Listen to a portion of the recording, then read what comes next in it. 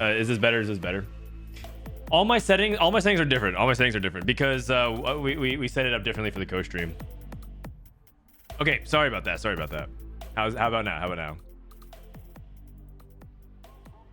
Okay. So we could play decay games today, and I played some of them off stream.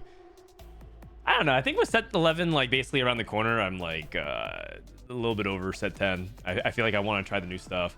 So I figured what I could do is just kind of go with everybody and walk through set 11 and just kind of like deep dive, learn some of the units together, write things out, kind of organize thoughts, kind of get a little bit of the set 11 hype, you know? Because here's the thing. You know what I realized? I remembered one important thing. TFT players don't read. So if I read through everything, then you have no excuse. You have no excuse but to know everything about the new set. So if I sit here and I literally read all of it today, then what's your excuse? Man, I'm getting more dogged again. LFG. Theory crafting? Yeah, we should do some theory crafting. So I have some existing comps. We can talk a little bit about some packages. I can also show you some games that I didn't actually upload. So another thing that I have as a backup is I have a couple games I didn't upload to YouTube. They're not great games, but I can show you what like games that I have, for example. So we could do some of that if you guys are interested in it. All right, so without further ado, let's go ahead and take a look at it. So this is Inkborn Fables, and I'm using my sponsor site, mobalytics.gg/TFT. Hashtag Adge, because they actually do sponsor me. I want to see the horrible games, not the 3-star 5 cost. Okay, I technically did. If you look at if you look at my horrible games, we could actually watch some of my games together if you'd like. I uploaded a VOD called 4 hours. No thanks. You guys need the fucking... I added something called 4 hours of new TFT set 11 gameplay, and I got flamed in the chat, man. People are like, I love your content, and I get it's all new, but how is your base understanding of the game so bad? I'm getting cooked, man. I'm getting cooked in the comments. Oh man, it's not. Some of you guys are so mean. It's hard to see, because here's the thing. When I'm showing off gameplay, it's because I'm trying to explain it and learn it at the same time. It's actually impossible, man. You guys are so mean. Okay, so why don't we go ahead and break things down based off what I understand it. And I think with this kind of stuff, the more we talk about it, the more familiar you're gonna get with it. Man, I'm getting more dogged again. Hi, great streams last weekend. DJ, thank you for 12 months, 1 year in a row. Commoners don't understand playing for content. Yeah, okay. Some of those games, I like knew I was playing, like I was like doing bad stuff, right? Like I have no fortune opening, but I click fortune crest and I try to chase fortune, and then obviously I went 8th because it was so hard to do, and I got griefed anyways. Frodan, I know it's on Carousel. You tried looking at the champ model to tell which camp it is. The eye icon above it can tell you what it is and what it's holding. That's something that I eventually caught on to. Danny, I'm sorry, did I skip you? What happened? Danny Perry, thank you for the 3 months. LFG. Okay. All right, I think enough people have come in. So let's go ahead and let's just read set 11, and I can explain to you everything that I understand about it. Then I can show you some Man, some I'm games. getting more dogged again. Great streams last week. Appreciate all you do for TFT Bladge. Thank you. I can show you a couple games that I didn't upload. This is the game that's actually going to go up on YouTube later today, if you guys want to see it. It's actually really, really funny, if you guys want. But then there's also like a couple of other games. I actually don't even know. These are some of the remaining ones. So we can do that. Okay, so the set mechanic is Inkborn Fables. Oh, wait, I missed one. Blaz, thank you for the 8s. I'm glad that you guys enjoyed the streams. It was really fun. There's a lot of energy. And I'm not gonna lie, I'm still very tired, but I don't know. I feel like no one's really hyping up set 11. It's like all of a sudden it's like set 11 is coming soon, and then everyone's like, okay, cool, I'm not gonna stream. And I was like, well, I feel like someone should stream. I skipped a lol chest review. Wait, you want a set 10 lol chest review?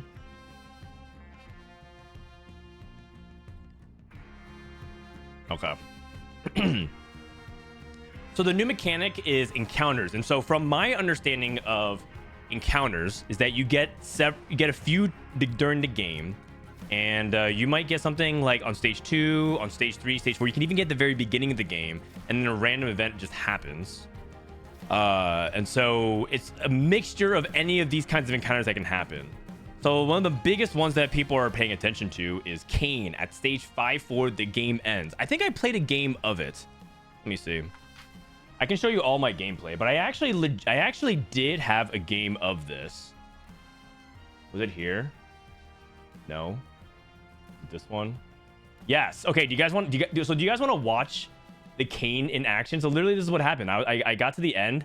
I win streaked. I pushed tempo forever, and this is literally how Kayn works. Okay. This is me. I'm just playing, and then the game just ended like right here, right now. Kayn just literally picks people up and just executes them. This is just me memeing around. Some people play in this lobby with I mean, it's gonna be actually kind of funny, but he kills you as well, so I end up dying. Did you end up rolling on stage 2? No, what I ended up doing this game was I mean, you can actually just watch if you guys want. So you know what, I'll just show this. Man, I'm getting more dogged again. You know that you die in the yes. So like right here at 1-1, they tell you that Kayn's gonna end the game. So everyone's typing XDD. That's how we kind of knew already. But the encounter mechanic can kind of happen, and then it doesn't really affect like your stage. So if you get it at like 1-2, or sorry, 2-1 or 2-2 or something like that, then you don't get like EXP. It throws off your timing a little bit, because sometimes you feel like you should be like leveling or whatever, but just be careful that you don't do that. Do you know which round it ends at? Yes. It ends at 5-4. It tells you. Also, this is me changing my hotkeys because Asa was playing on my PC.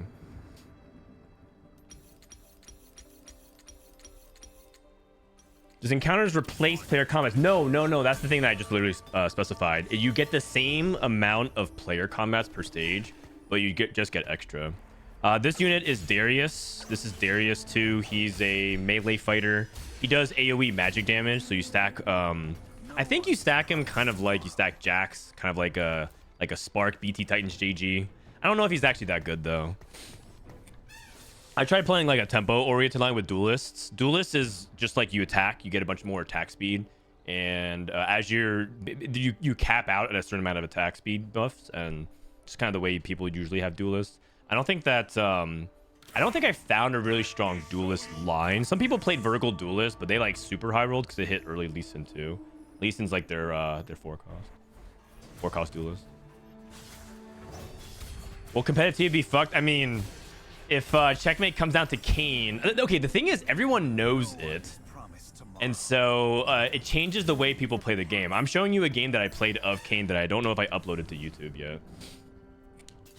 Okay, so these are my augments. Jewel Lotus 3, it's pretty straightforward. Like Jewel Lotus 3, like, I mean, just I rolled it because I wanted to do different stuff.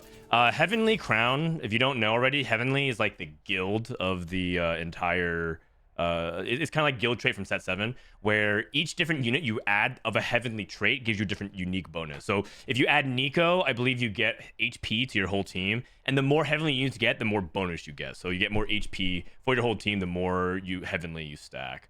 Heavenly is probably going to be a pretty good vertical to play around, in my opinion.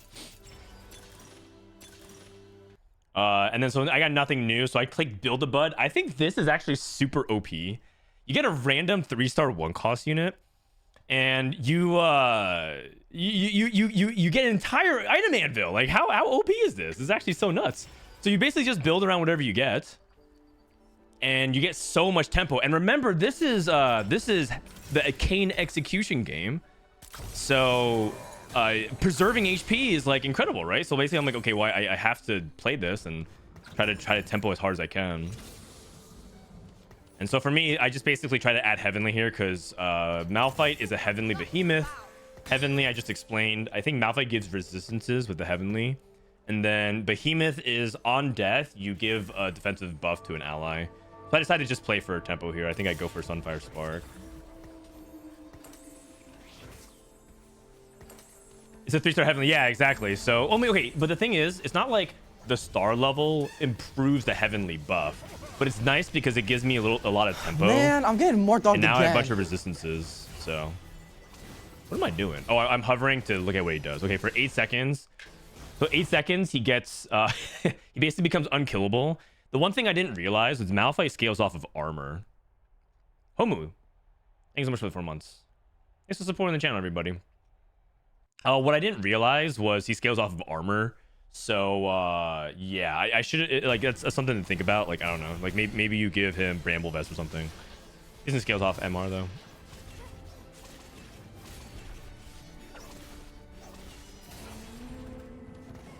Oh, the heavenly buff does scale off star level. Oh wait, what? Let me read that again then. I must have misunderstood because I thought it was scaled off of the level. Okay, maybe I thought.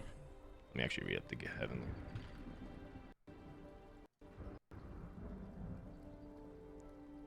Oh, you're right. You're right. Oh shit, you're right. I actually didn't. I didn't even read that part. Okay, well, good thing you guys know it better than I do. Oh my god, I played it. I didn't even realize. I guess I never read.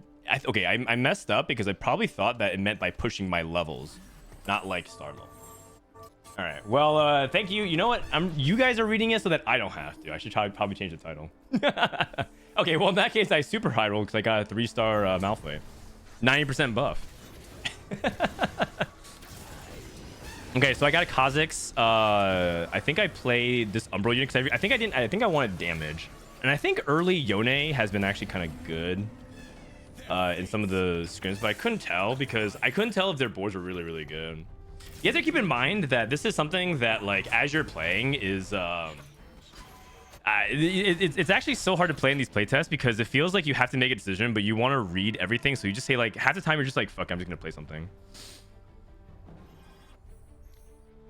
Yeah, Umbral is kind of like KDA, where you play a unit on a hex and then you get a shield. Okay, I'm scared to actually talk about it now because I'm afraid I'm gonna be wrong, but from my understanding, Umbral gives a shield to all the units like a locket. So any unit that stands in these hexes gain a defensive shield, and then if it's an Umbral unit, you get the ability to execute after a certain amount of HP. I think it's like 12% or something. I have to look it up. Now I'm self-conscious. I'm gonna go ahead and look up everything. Umbral. Okay, 12% health execute. Okay, I'm correct. So it scales the more Umbral you have. So the more Umbral that you stack, you get more shield and more execute. Are you sure? I'm not. At this point, I actually am not sure about anything.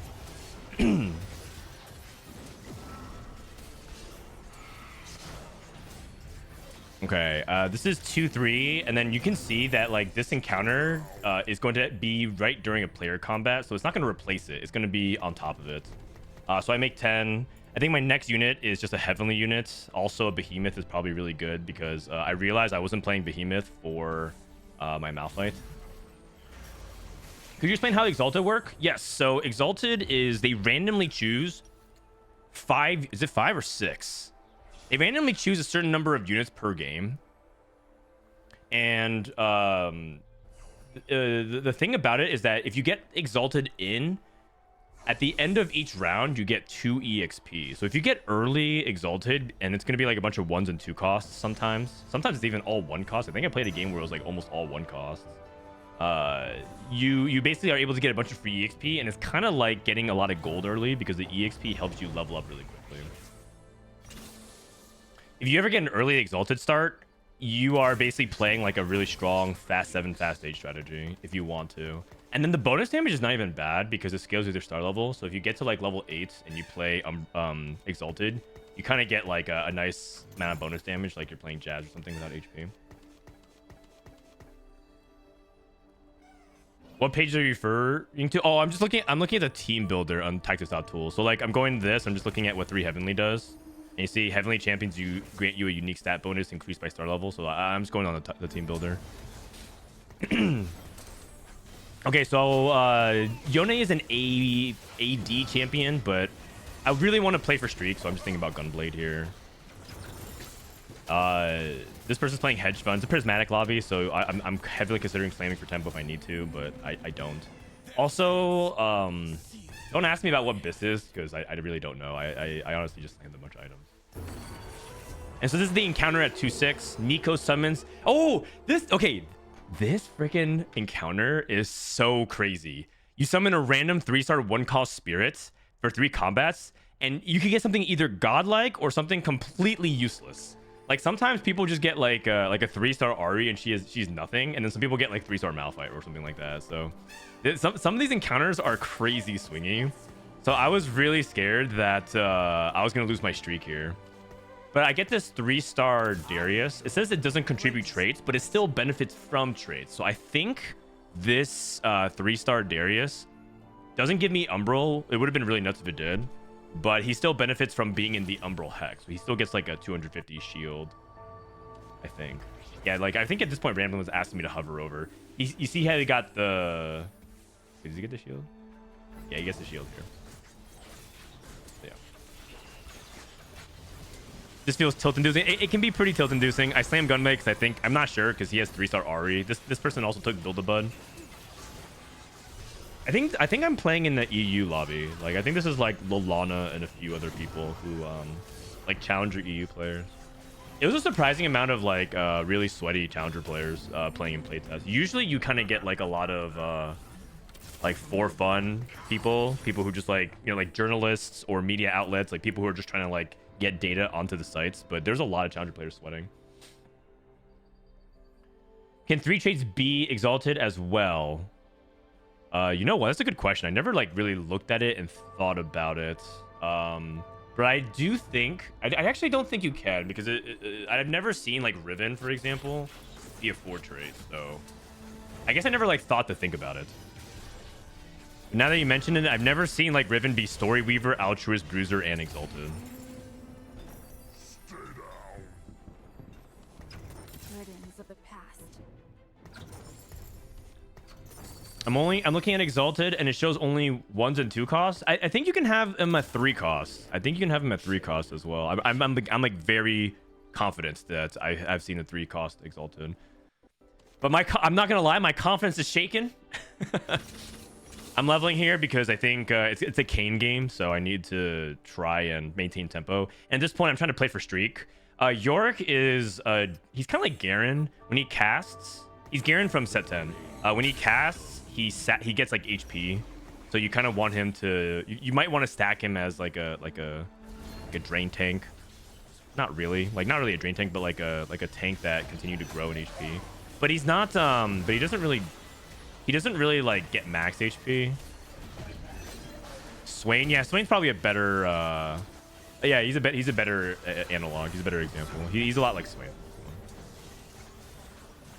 Yeah, this is pre-record. This is not live gameplay. This is not live gameplay. I'm just showing you guys gameplay from set 11 right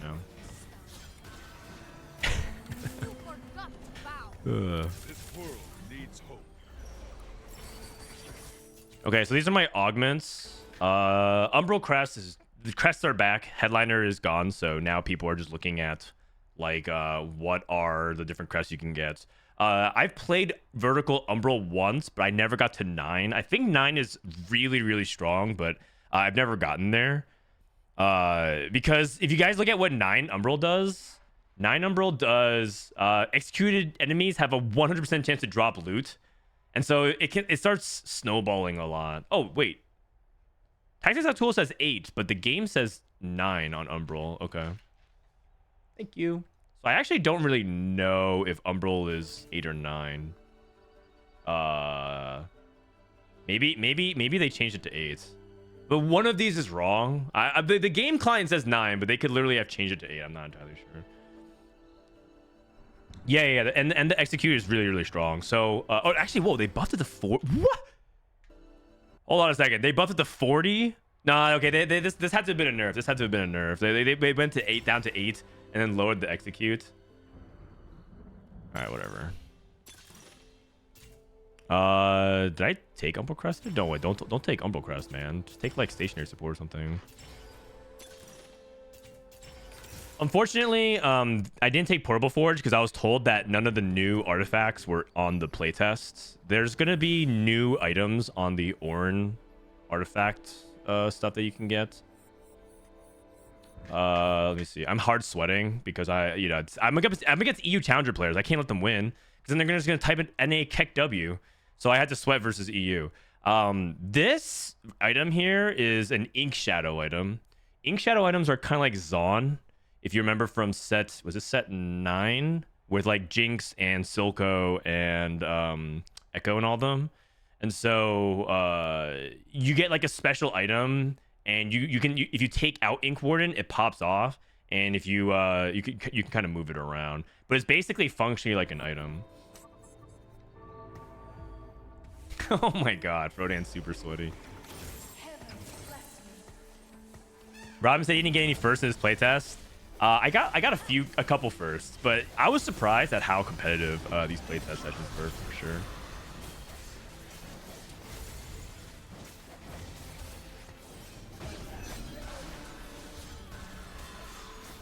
They're like gadget, yeah, gadgetine, shimmer scale, yeah. Those are all like different like items that are trait based stuff. Yeah. Gadgetine's is a better one too. Sorry, you guys are right. I think I said Zon on one video, so I think you understand what I'm talking about. It's more like gadgetine, you're right. What time is PB? I have no idea. They just say in the afternoon because I think they don't want to promise. So someone is playing tempo duelists, and then another person is trying to play arcanists. So those are like really easy verticals that people were playing around a lot. This unit is Soraka mana Reeves, I think. So she ends up being kind of useful a lot of times.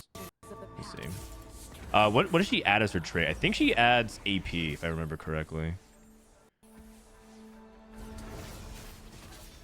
Yeah, so she mana Reeves. So she's kind of like a mid-fight Shroud, which has been really, really clutch. And then also her passive gives... So that way, every time an ally dies, she gets more AP. So you don't actually need to stack more AP on her. You just want her to kind of cast. And if you do end up carrying her... I only carried her one game, and it didn't work very well. But you kind of want to just like build like a traditional AP nuke. And you can do something like Gunblade, Blue Buff, or Shoja or something like that.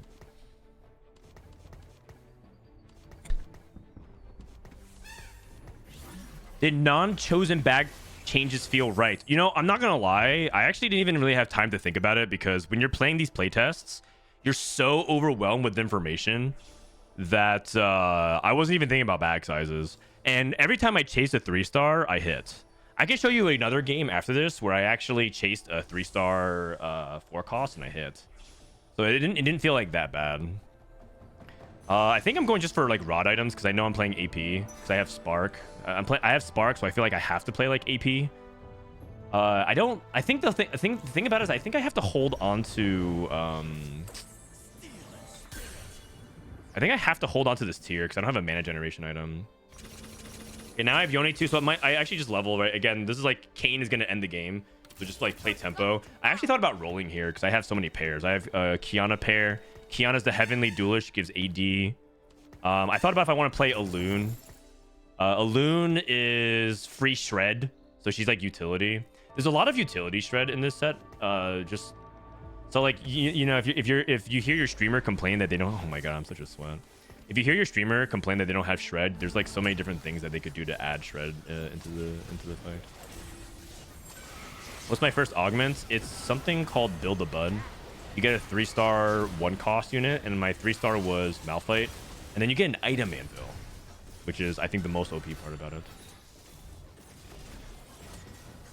What was your first initial impressions? My first initial impressions is like, this set felt really hard to understand what was good early. Like, as I was playing it, I think the art and the cosmetics of the game, like the skins and everything, like, kind of made it really hard to understand what was going on. Oh, actually, let me talk about this encounter real quick. Okay, so this one is Kindred offers a choice, red or blue. I'm pretty sure this is just red buff or blue buff. So I'm playing AP, so I just click blue because I want blue buff, which is actually perfect for me. And so, and then it also gives you a duplicator, I guess just for fun. So I think I use it here. Again, Yone's not an AP champion, he's an AD champion, but I'm just trying to play like as high tempo as I can. Annie is a tank.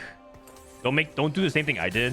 I played AP Annie and I put her in the back line, and I did I rolled down on I fast AD'd one game, I rolled down, and I didn't realize Annie was 1 hex range and a tank. So I played her in the back line, and my tank had all AP carry items in the back corner doing nothing. I was like, oh, whoops. So yeah, don't make the same mistake I did. Red equals Reforger, red buff, and 2 red champions. Blue equals Shitter Nico, blue buff, and 2 blue champions. Interesting. But yeah, like it doesn't replace like the player combat here. Fortune, I tried Fortune 3 times, and I think I like went 7, 7, 8 or something like that. The thing about Fortune is that it's not entirely obvious to me when I'm playing Fortune how the cash out and the turns worked. It was like a mixture between Heartsteel and like Fortune's as mercenaries, because it like gave you a certain amount of turns until cash out, and then like I couldn't tell how well I was scaling it, you know. The UI of it wasn't very good. I can show you guys, but basically like every time I went Fortune I went like 8. Thoughts on Call to Chaos? I actually took it one game. You guys want? I can show you that game as well if you want. I think I took it, but I don't remember what happened that game. Okay, I think I just go like Shojin, blue buff, Death Cap or something here, or was it JG? I think it's Death Cap because I just feel like Soraka is an altruist, and altruist is like a gunblade trait. Altruist says if like the damage you deal like heals allies, I think. Let's see. Altruist heals your lowest ally for 50% of damage they deal. Yeah, so it's kind of like gunblade. Apparently I'm going up against an AFK player, so high roll, I guess. Good matchmaking. Although I guess I haven't played them all game, so.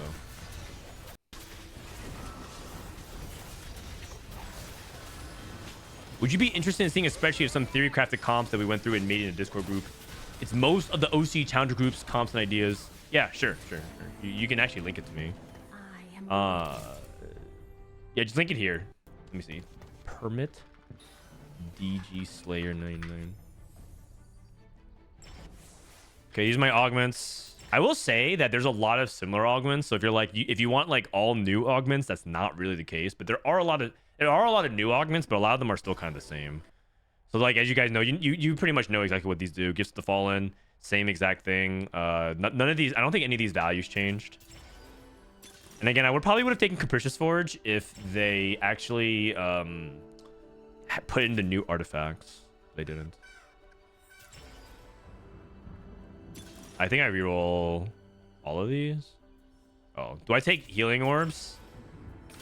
Oh, okay. Well, it's because I can't take. It's because I can't take best friends, and I can't take. Whatever the Bruiser Crest. The Bruiser Crest doesn't do anything.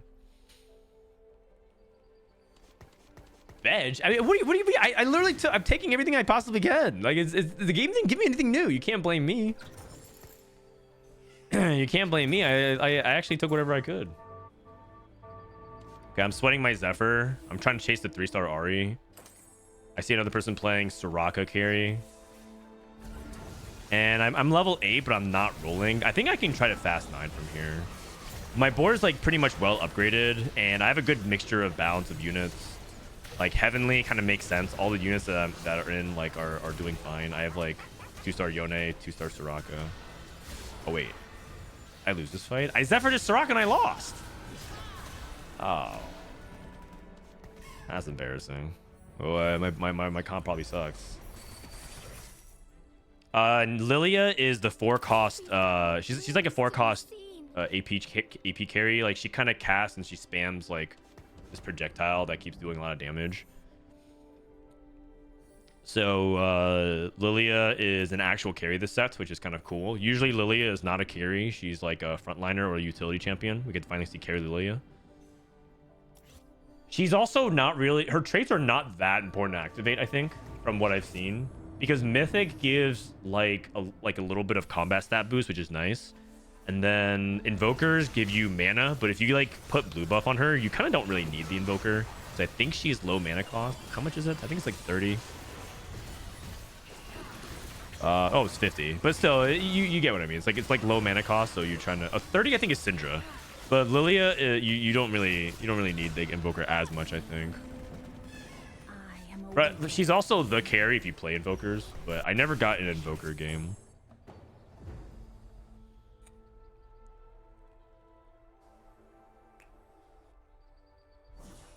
Similar to Sohm. Yeah, I could see that actually. Yeah, I could definitely see that.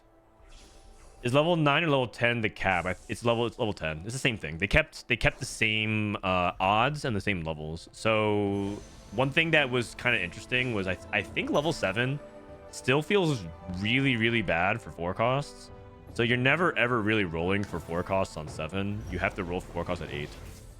Oh, I hit Lissandra. She's like the best unit in the game. I think most people agreed that Lissandra was the most OP 5 costs, but I think some people think that Udyr Man, was I'm getting really more good. dogged again. Do you know how Wukong scales after every 3rd cast? Precipice, 20 months. Thank you. Do I know how Wukong scales? I think it doesn't. His staff, I think, grows larger. Is what ends up happening. Oh, I do something actually so stupid. Oh my god, I actually accidentally swapped spots with my Lissandra. Oh no! I frontlined my Lissandra. Because I was trying to sweat the Zephyr so hard that I accidentally didn't do it. You know what? It's a ping diff. It's a ping diff. Oh, but you know what? Lissandra's so OP didn't matter. It didn't matter. Look at this. Look at this. And I print a loot orb. Oh my god, I get a free glove. If you don't know, Lissandra, if she gets the kill, you get a loot orb, kind of like Kiana or Tahm Kench.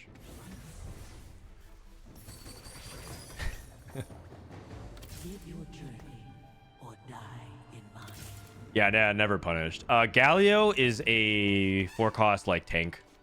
He's the main bruiser you play around if you're trying to play around Storyweaver. Storyweaver is the summon trait for this set. I'm looking to see if Ghostly is actually even valuable to play around. I gotta be honest, I don't even really know how good Ghostly is. I like looked at it and it's not entirely obvious how good it is to me. So a lot of times, actually I have a game where maybe you guys can help me, because I actually played a vertical Ghostly game and I thought my board was actually cracked and then I just lost out. I showed it to a couple of Riot people and they're like, oh, that's really weird. It looks like your board should be doing better. It was to the point where my board might have even been bugged, like maybe the trait didn't work or something like that. But I was very surprised. Oh my god, another item component? Oh man. I didn't like the new set. I like it a lot. I do think that it's okay, so I do think that some of these encounters are very, very high variance. So if you like a lot of RNG, I think you're gonna like this set, because there's gonna be some wild swings with encounters. I already know. Okay, and if you love streamers complaining about variance, you are in for a treat, because I'm pretty sure the all-time yapping is gonna be it's gonna reach a new high. Like I feel like people are gonna already be complaining about like all the usual stuff, the low rolling and high rolling, but the encounter variance of like this person got X and I got stuck with Y is gonna be so high. So yeah, hate watchers are gonna feast. Hate watchers are gonna feast. Okay, I leveled to 9. I'm playing Syndra. My board is actually like very, very good. Soraka and Lissandra are just doing so much damage. I play Syndra too, but I feel like I don't want to take away the Soraka, because my Soraka's been actually like hard carrying, and I kind of wanted to see how well Soraka would do. Like I want to see when she would fall off, and she just wasn't falling off, so I was very impressed by it. I slammed Count Guard and Galio. This Galio is like an AoE, it's like a taunt thing, like a, let me read his ability. He's pretty solid if you put him in the Storyweaver board. Haunt enemies within 3 hexes and gain a bunch of armor and MR for 4 seconds, which scales with MR and MR, and then deals some magic damage to them. Oh, and he also shields allies. He ends up using Titans fairly well because he uses like all the stats except for AD.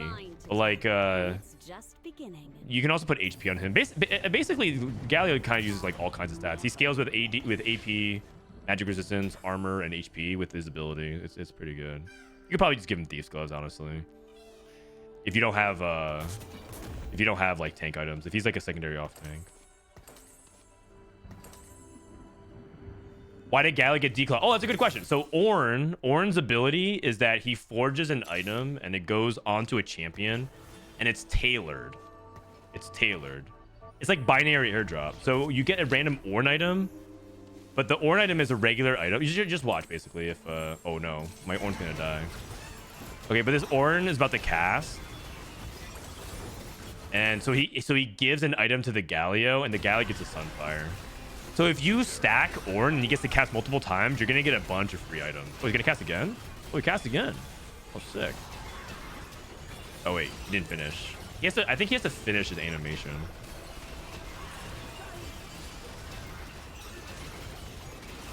Wow. Holy crap! This Syndra is so strong. Are you guys seeing this? Okay, so Syndra, you can watch it again. But Syndra is a scaling champion. Every time she casts, she throws these like ring of butterflies, and every time she casts one more.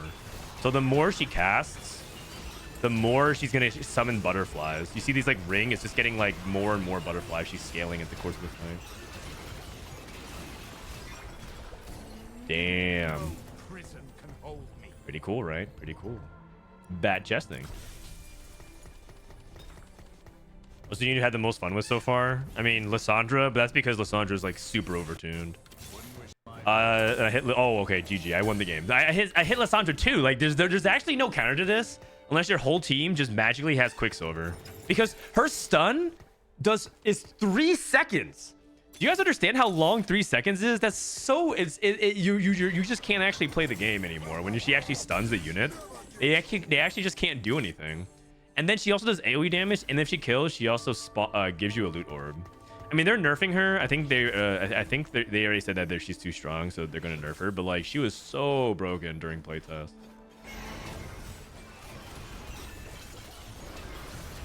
So if you like stick it onto a melee carry, Lissandra just like kept it, like because she casts pretty fast again, right? So you can get her to cast multiple times. She just basically kept units on lockdown. Also, this Malphite is still tanking pretty well at stage 5. At last, our ascension is at hand. Seems like there's way too much CC this set. Yeah, I can see that. Oh, the game's over. Okay. And I'm first in HP, so yeah, the game's over. GG to everyone else, I guess. Hey. Who's ready for the World Championship to be determined by Kane? I'm dead. I went first though. All right, so that was one game. All right, well, that was the game that I won. I feel like it's just making me look good. Let me see if this game. I think this game makes me look bad. We can watch another game here. Oh, I voted Wandering Trainer every single time I could because I feel like Wandering Trainer is actually really good for Oh wait. Oh no. This is not me. This is Asa. I remember. I think Asa played this. Okay, you know what? Let's watch this game and let's judge Asa's gameplay.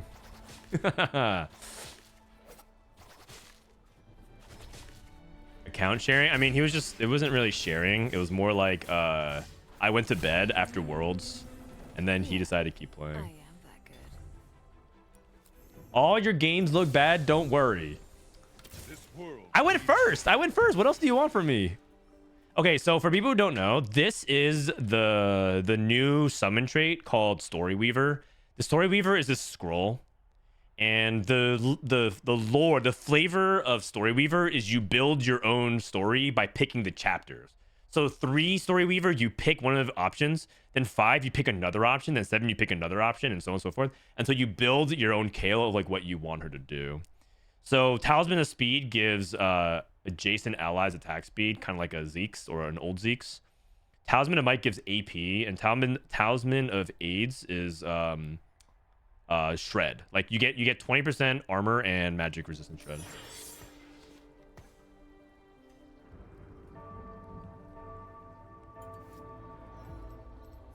It's the old Kale hero augment. Okay, what are you talking about? Oh, from set 8. Yeah, I can see it. Okay, so what does he buy? He buys Kha'Zix 2 for tempo. I think Ink Warden is really good early. I would buy Jax pair. Oh, Jax 2. I think Inkhorn is really good, kind of because it's like the gadgeting effect. You just get like the extra.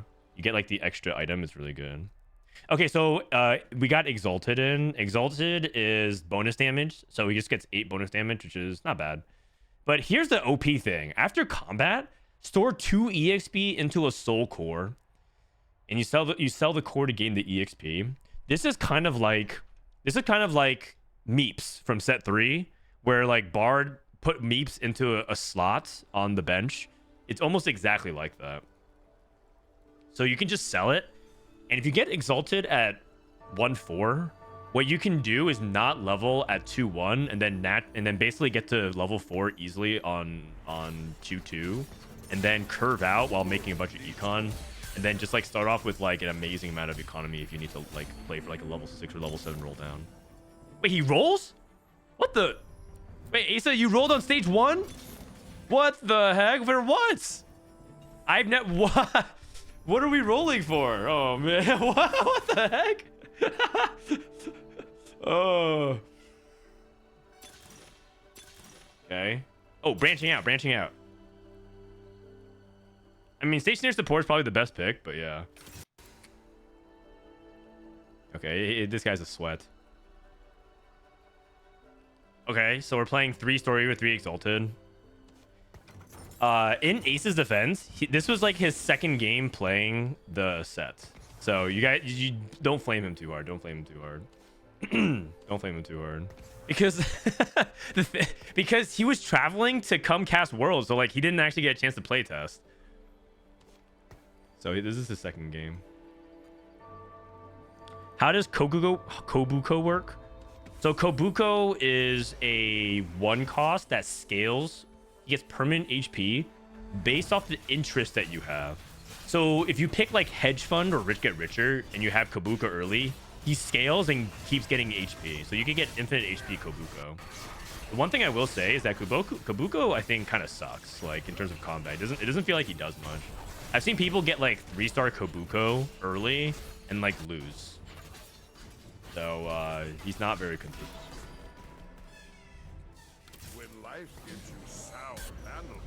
I like to say, I think the set is really, like, first of all, the set is like really gorgeous, like really aesthetic. Oh.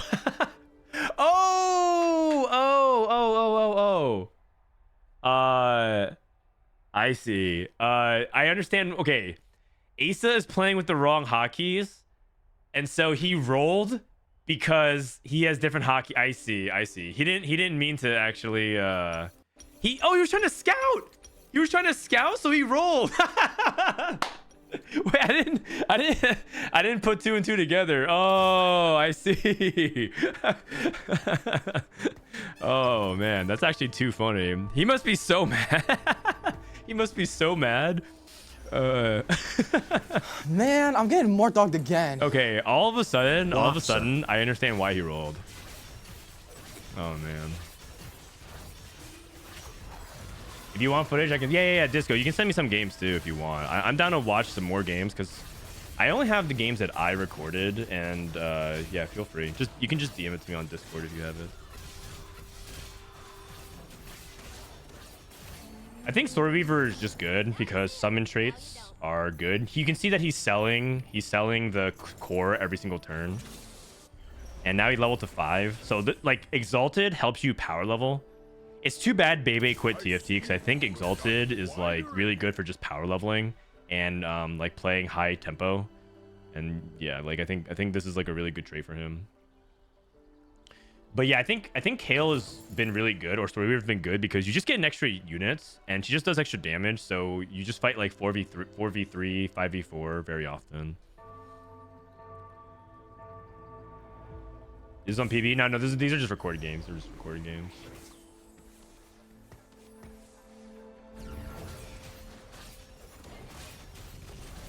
The other trait here is Ghostly, which I said before, I don't really know if Ghostly is like that good of a trait. It doesn't feel obvious to me because I play it and I look at the ghost and it doesn't look like it's doing anything.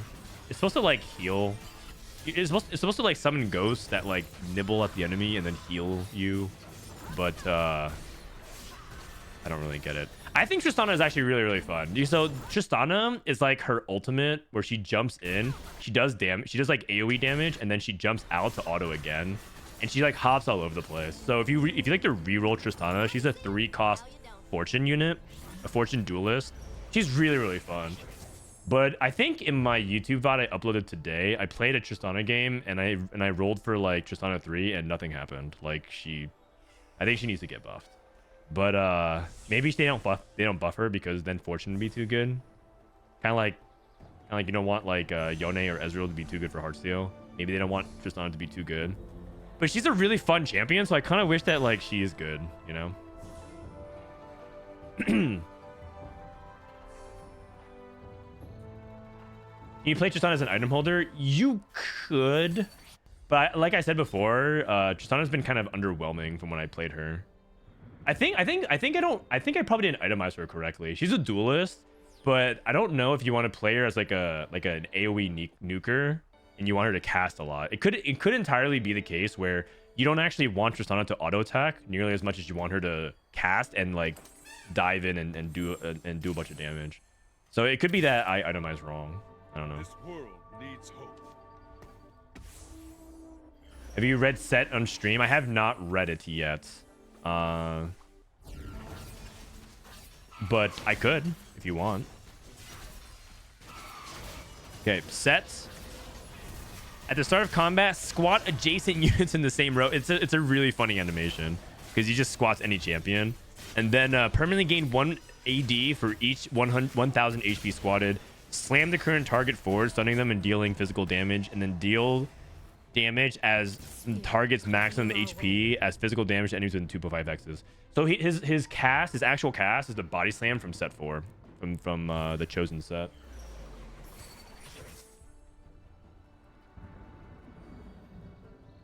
Okay, so he's looking at Ashe. Ashe is an attack speed carry. Her ability says, let me see, let me pull it up. I'm gonna try to like bring up small windows to help you guys. But so Ashe's ability says start with 15 arrows, gain 1 arrow for each 3 attacks, and if you get 3-star, you get 3 arrows. So I think you probably want to build like Rage Blade on her because then the more attack speed you get, or red buff, the more attack speed you get, the more arrows you shoot, and then you want to stack like AD amplification on her. And then when she casts, she throws a bunch of volleys. Man, I'm getting more really, dogged really again. fun. She reminds me of like Age of Empire archers in a way. You just watch like a crazy amount of arrows. I'm only saying that because there's an Age of Empires tournament going on that I've been trying to watch on this side. It's been pretty fun. Ultra Gay Dylan, thank you for the 2 months. Solid warm-up. Thanks for subbing. And being ultra gay. Man, I'm getting more dogged again. I don't know. Hung up a Man, dome. I'm getting more dogged again. And Palladia, thank you so much as well. Take that. Okay, so some people were asking like, what is this trait? This is Ghostly. I keep calling it Ghastly, like the Pokemon. Whenever I was playing it, I keep calling it that. But it's like a. I actually don't even really know what it does very much, but like it summons ghosts, that like nibbles at the enemy and then like heals you a little bit. I wasn't very impressed. Man, I'm getting more dogged Ghostly again. game that I wasn't very happy about. Hey, Zero, thank you for the 4 months. Why is Garen backline? I don't know. This is Asa playing a game, and I already went to sleep. So I don't know what happens this game. He also has Fortune in. Oh, over encumbered. I never seen this.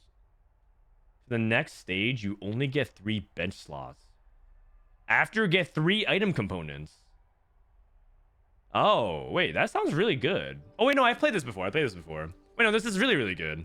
You basically just basically make Econ 2-1 and play like Econ strategy, and then you get 3 free components for silver. That sounds really, really good.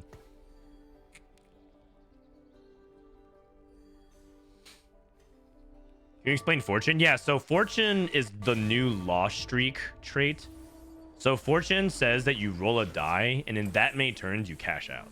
Which sounds simple, right? But it's not. If you lose, you get more luck. And if you win, you lose luck. Kind of like Hearts in Heartsteel. and then based off your luck, you cash out and you get rewards. And then there's a certain like luck to gold ratio that you just have to like know and memorize for you to understand like what is actually good based on the loot table. But the summary of it is you just want to lose. You just want to lose. So the thing is we're winning. So our luck stays at 0. Our luck. This is the thing about it. If you win with fortune, it's like terrible. It legitimately gives you 1 gold. It's actually so bad. And so like if you win even one, actually let's go ahead and rewind because I remember playing this. He hovers over it. So his luck per loss, you get 1 luck, and then your luck penalty per win is 33%. And then so apparently he rolled a 6-sided die, which I didn't see him roll the die, but you do. So yeah, basically right now his fortune cash out is 1 gold. Yeah, if it makes intuitive sense to you, good for you. But I read fortune multiple times, I still didn't get it until I played it like 2 or 3 times. But the summary is, the TLDR is you just want to lose with it, and then after a certain amount of turns, you just cash out. Call to Adventurer. Every 2 takedowns, Storyweaver KO permanently gains 1 ability power and 10 health. Oh, I've never seen this one. Well, this feels like you just play Vertical Storyweaver then. So now KO becomes a carry. Oh, that's pretty cool. Can you long distance pals KO as well? I don't know. I never got the situation to try it. Oh! Can he? Asa might try it. Okay, so he gets 5 Storyweaver. So 5 Storyweaver attacks grant 6% stacking attack speed for your whole team. I'm assuming, or is it for KO? KO's ability has a wider area. Looks like it's just for KO. But it's kind of like a Rage Blade. Oh, it doesn't. He thought that by putting Kale here, he ends up scaling the long distance pals with Kale, but that does not work. Okay.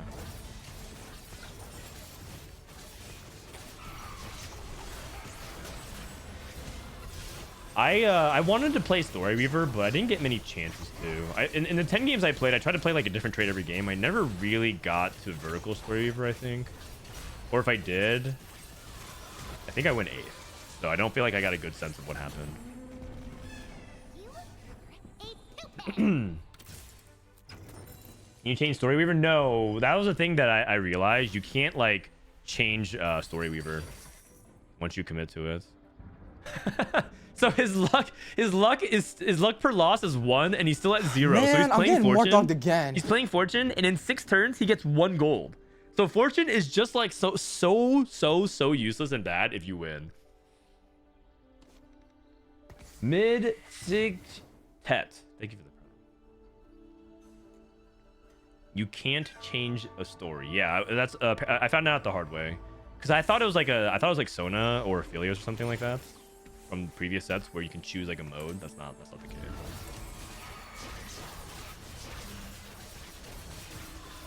I send you a crazy 8 bruiser set game. Oh, whoa. Sounds good. Thank you.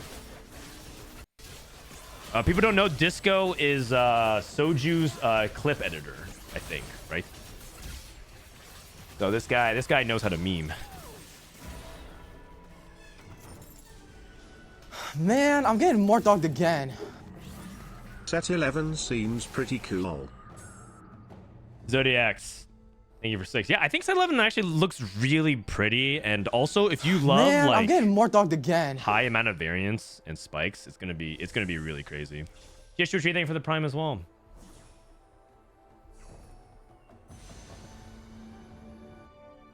What are we going for here? I feel like Ace has just lost. He hasn't picked anything yet. Probably belt, I guess. Do we have anti-heal? We don't. So he's gonna go for Sunfire. Okay. Alawi. I think. Oh, he has a gem. Oh god, our stationary support is gem. Wait, maybe this set. Maybe this set is slow enough where gem actually activates. In set 10, gem is quite bad because of how fast-paced fights are. But there's a chance that it ends up being slow enough where maybe gem is actually playable. Okay, we're long distancing pals, the Tristana and the Alawi. Guess we're going Sunfire here. Sunfire hasn't changed. Can you rate 1 to 10 how dizzy this set will get you? I'm pretty sure your first 5 games, you're gonna feel like you don't even know how to play TFT anymore, because you're gonna be busy. You're gonna be so busy reading new augments, new traits, and then every other round, as you guys see at the very top, every other round there's like there's something happening. There's like an encounter happening. There's carousel. There's augments. There's creep rounds dropping PVE. So you're just gonna feel like you don't even know how to play the game, because you're just gonna be overwhelmed with stuff to do. Like every other round, there's something going on. Kindred offers you a temporary item. Wait a second. Oh, okay, never mind. Redemption or Giant Slayer? Okay. Oh yeah, I guess he's just trying to make his front line stronger. Come closer. He's actually so rich. Now that I'm looking at it, because he's been exalted stacking for the entire game so far, he's at level 7, 12 out of 48, and he has 60 gold at least. He has more than that. He has like 65 gold. So he's actually so rich, and I think this is the power of exalted in a nutshell. Fortune's like whatever, and the Story Weaver preserves a lot of HP, so I think this is a really strong strategy to play around. Just exalted and then play high tempo and get to 8. But did you rest a bit after Worlds? I mean, I laid on the floor for 45 minutes and I couldn't get up. I was actually just like so physically exhausted that my wife... Oh, nice. We procced the gem. My wife actually had to like peel me off the ground. I was like passing out and falling asleep on the floor. Is Exalted not broken? I think Exalted is broken. I'm pretty sure they might have to make it 1 EXP or nerf its bonus damage or do something else. I think Exalted is like so swingy in early game, because if you think about it, if you hit Exalted, you just get 2 gold a round starting from stage 2. You get 2 gold per round. So it could very much be like 2 people in the lobby get early Exalted, and then they don't, and the other people don't, and then they just start like climbing so far ahead economically because they get to push levels and get to save a bunch of gold and make interest while everyone else is kind of poor. So Exalted is like really crazy. But the thing about Exalted is that I have another fear of Exalted, that you can't like balance it because it's on different units every single game. Like it's on Janna this game, you can make a 2-star Janna, but it might be way stronger on Janna than it is on, I don't know, Zoe or something like that, or Silas, whoever it's on. And so it's like, how do you actually balance lever Exalted, because it's different on each champion. So that's the part where I'm afraid of Exalted, because it feels like if it's ever really strong, it might be like obnoxiously good if it's on certain champions. Like, so let me save an example. If Exalted was on Vi and Olaf in set 10, wouldn't that just be insanely OP? Like if you hit Headliner Olaf and you hit Exalted, what the difference between that and hitting Exalted on like a Nami? Okay, actually Nami's good for early game tempo. Who's the worst 1 cost in the game right now in set 10? That one. Tom Kench? Sure.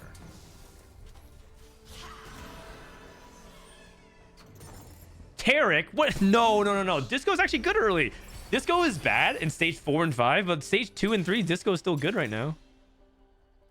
What are you guys talking about? Okay, what did he roll here? You got teaming up, harm assist, gifts of the fallen. Okay, so these are just basic augments. Warding crest, ghostly crest. You just can't take a combat augment, gifts of the fallen. Dude, roll the middle one. Don't be bedge. Roll it. Come on. Oh. Okay, so when you have Fortune, he finally has 6 turns later, and now he gets the opportunity to cash out or push your luck. Push your luck is exactly raise the stakes. Where basically pushing your luck makes you go for an additional Fortune cash out round. So what you do is you roll another die, and in that many turns, you cash out again.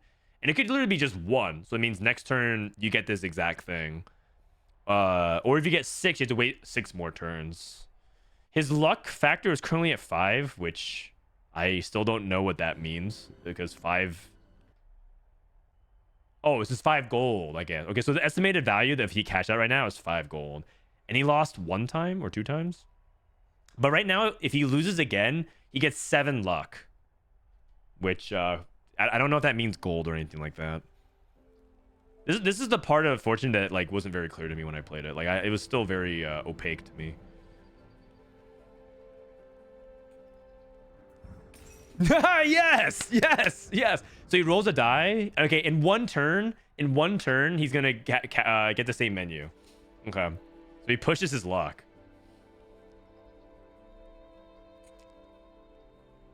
You explained it and I'm still... Don't worry. I'm lost too. I played this 3 times and I went 7, 7, 8.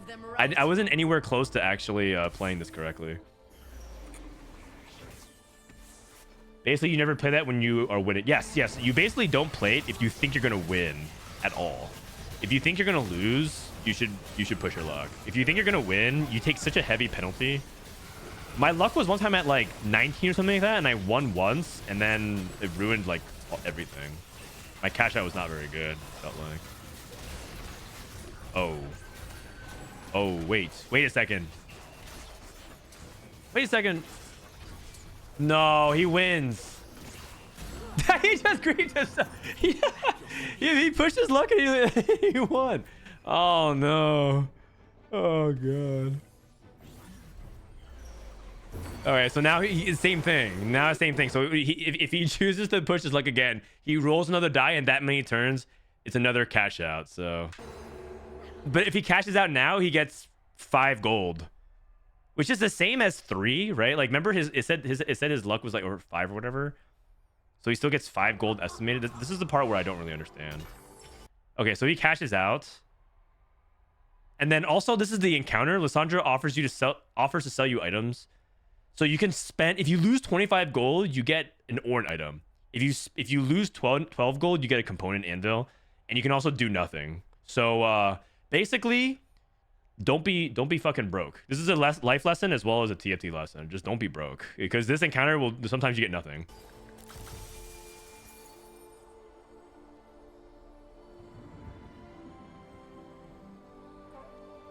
Isn't that artifact kind of expensive? Yeah, but like if you think about it, being up an entire Orn item, what? He's doing nothing. Oh, because he's trying to fast 9. Okay.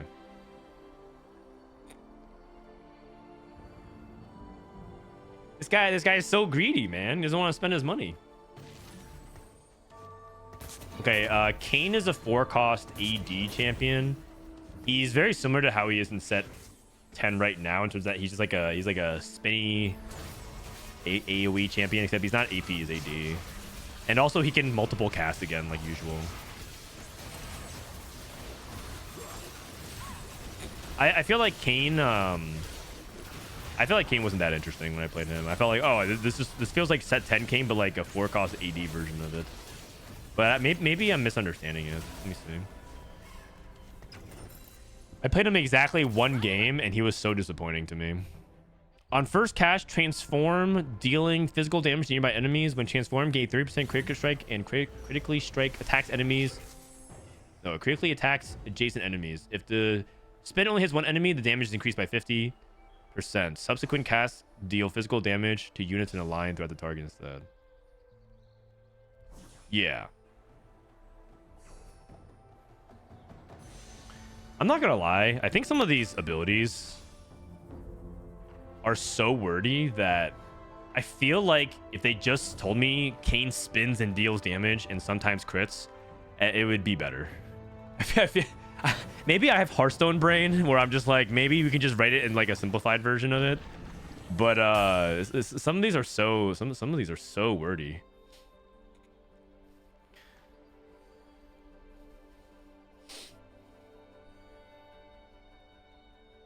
Is it true level 9 is a lot more important without the chosen mechanic? I can't tell you that yet right now. I don't know the answer to that at the moment. What I do know is that some of the 5 costs felt really weak, and some of the 5 costs felt very strong. And they're probably gonna nerf the really strong ones like Udyr and Lissandra and buff the weak ones. Some of the weak ones were like Wukong felt weak. Set felt like either like completely useless or like a complete Giga Chad. Like sometimes Set would cast 1 time and wipe my whole team, and then sometimes he would like cast and deal like 10 damage. It was so weird. I didn't understand it. I think it's probably because of how much he squats. Like if set, it depends on how many leg days like set gets in. If he gets in a lot of workouts, like then he probably wrecks you. And then if he's like if you like 2-star set, even if you play him the first round, he probably doesn't do anything. Push your luck, push your luck. Oh man. This guy just cashes out for 2 costs. It's set, Silas.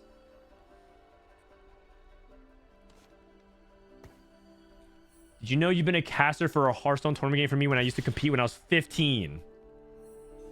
That's insane. You know, you're not the first person to tell me something like that. I was a camp counselor for a sports camp in college to help pay the bills one summer. And so I was, and the kids for the sports camp were like 6 to 12 years old. And then, what was it? 8 years later, one of the kids competing in a collegiate Hearthstone tournament came up to me and told me I was their camp counselor. And that they had followed me and they heard about what I was doing and they knew that I was like an esports guy. And was like, yeah, like I like followed you and I like compete in Hearthstone and used to be my camp counselor when I was 9 years old or 10 years old. I was like, oh my God. Like literally like he's twice as old as he is now and he's competing in the Hearthstone collegiate and I used to be his camp counselor. I don't know, it was a really crazy mind-bending moment. Okay, set pair. Okay, he wants to squat some units. Okay, get some squats in. Nice. Set does a lot of damage. When basically Set's like a tipping point champion. If you can get him with enough AD, when he AoEs, he like shits on everything. It's actually crazy. He just destroys backline. But I think until you get to that point, it feels like he doesn't do that much. Azir is pretty cool. Every time he casts, he summons like a target dummy, basically. So you could spam cast. There's actually like a funny Azir build someone did, where they built like mana casting Azir, and he just kept spamming the Guardian stuff. Okay, so he has set 2. Just playing Wukong now. Okay, I think Wukong is also a little bit on the weaker side. Red buff on Xayah. Oh, yes. Okay.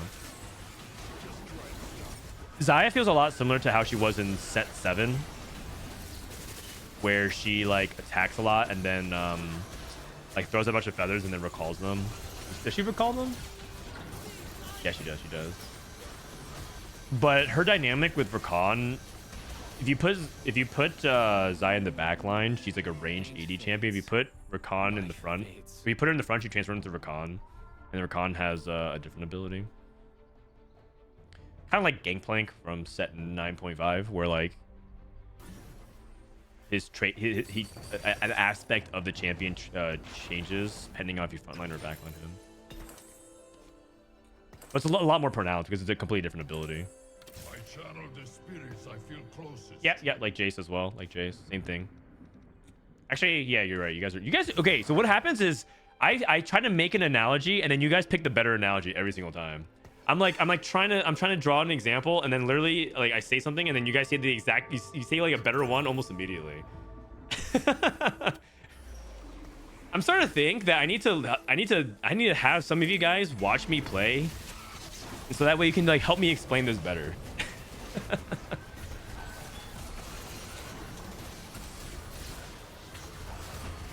I'm down to leak next sets. Okay, not actually, because I think Riot will ban me from the playtest, but I think some of you guys will be really good at explaining things. Yeah, I am. What the heck? His board looks so strong.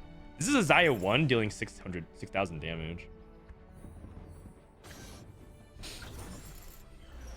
Xayah does feel like the best ranged unit late game when I was going up against her, though. For AD.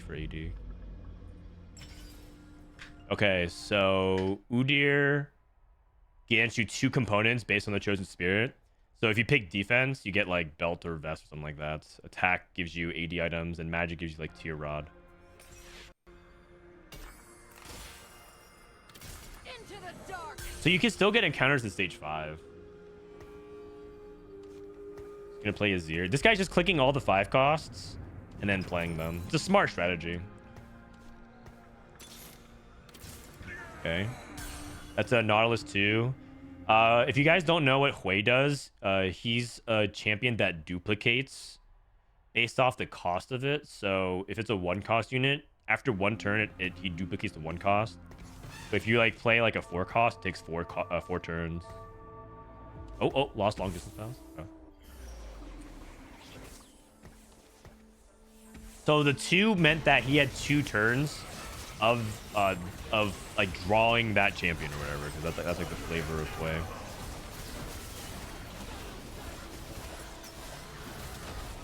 Oh my god, what's going on? What happened to our backline? We took so much damage. Is that Rakan? Did Rakan do all that? Kane, Rakan, Zaya. Okay, I'm not gonna lie, that just looked like a bunch of flashing colors and we just got bopped. What is this giant? Oh, is this Hui? This is Hui. Hui does a giant circle. Yeah, this giant circle is Hui, I think. Holy shit, that's actually kind of sick.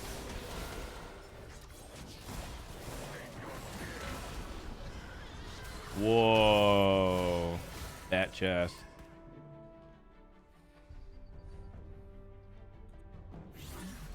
Why is there so chaotic you can't tell what? Yeah, exactly. Like I played this 10 times, I still don't know what's going on. Altruist, Ink Shadow. Oh, isn't that the Sharingan? Wait, literally, isn't that the Sharingan? I just realized.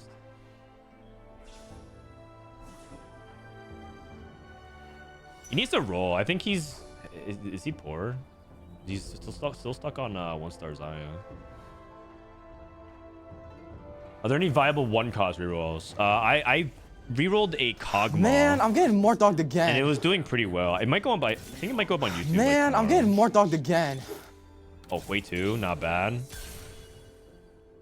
100 pair. Oh. Sword Weaver Duelist.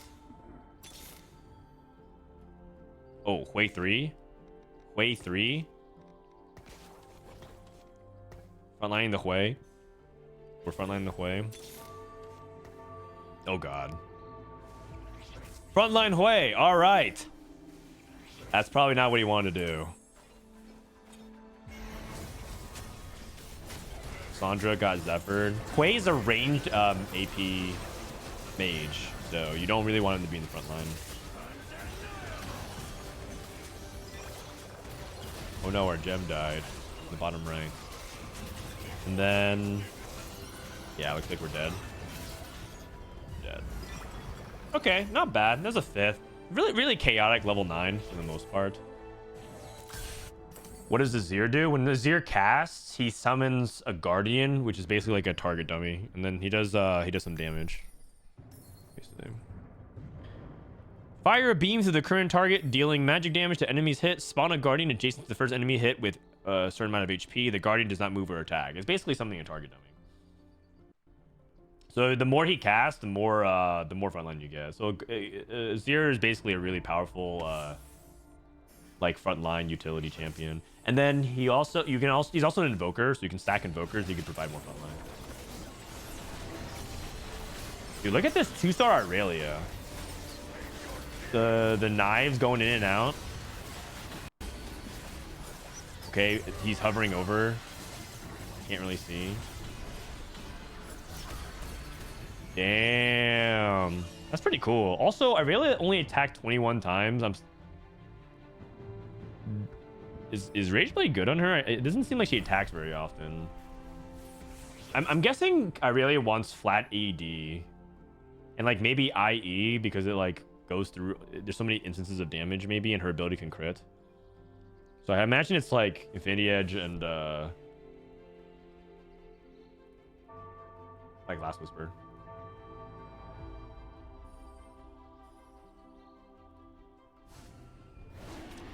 Probably should have moved those items away. Yeah, maybe. Yeah, I think it's worth doing. He wants attack speed. Okay, but it doesn't look like Rageblade was like very good on her. Let me see. She scales off of AD. Irina converts bonus 20% of bonus attack speed into a faster blade movement and 50% into attack damage. Oh, okay. So that's why you guys are saying RFC or red buff rather. I can see that.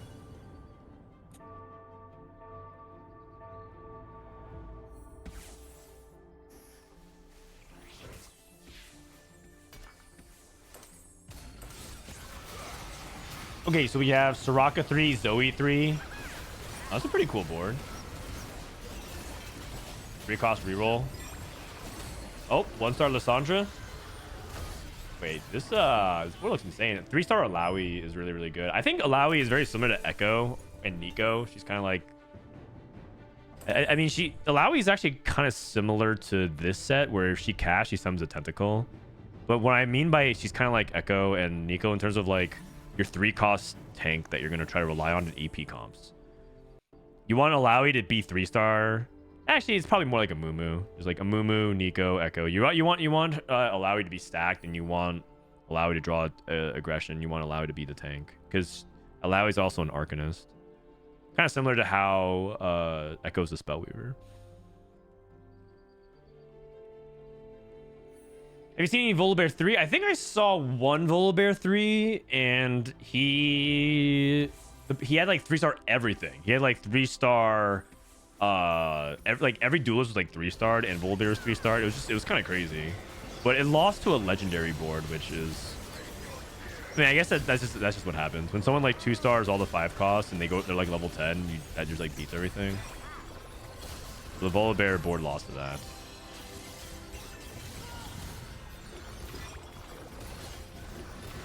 Okay, I can see Rageblade being pretty... It looks like she's attacking a lot more often now.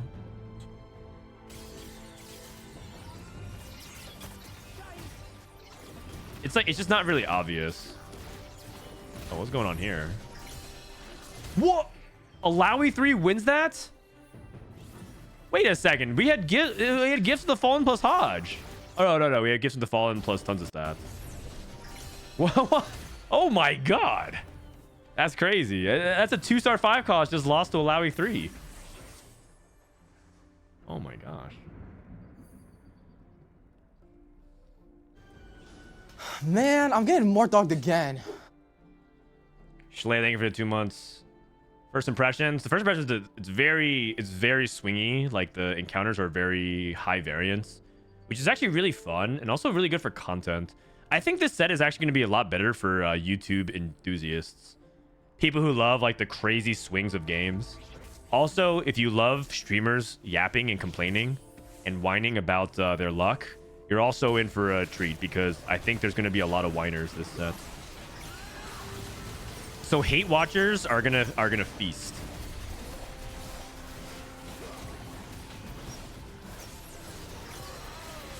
But I will say that the set is also really pretty, like very, very pretty. The aesthetic of the set is incredible. And also some champions are like really sweet. Like this Irelia unit is actually really, really cool.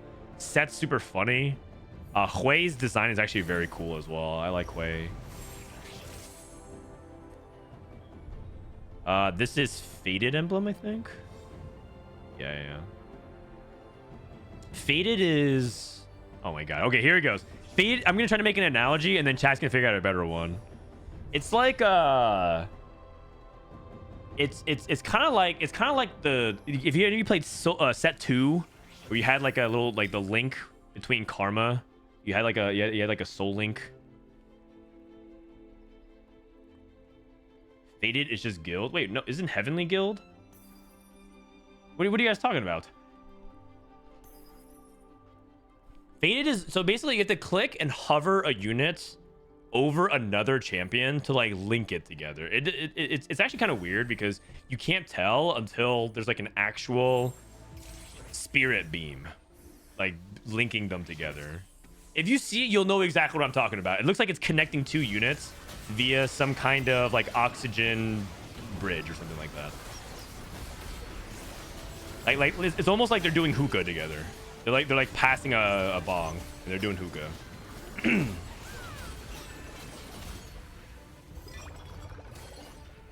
Like feeding Tom. Yeah, exactly. Kind of like you're feeding Tom Kench from Cessna.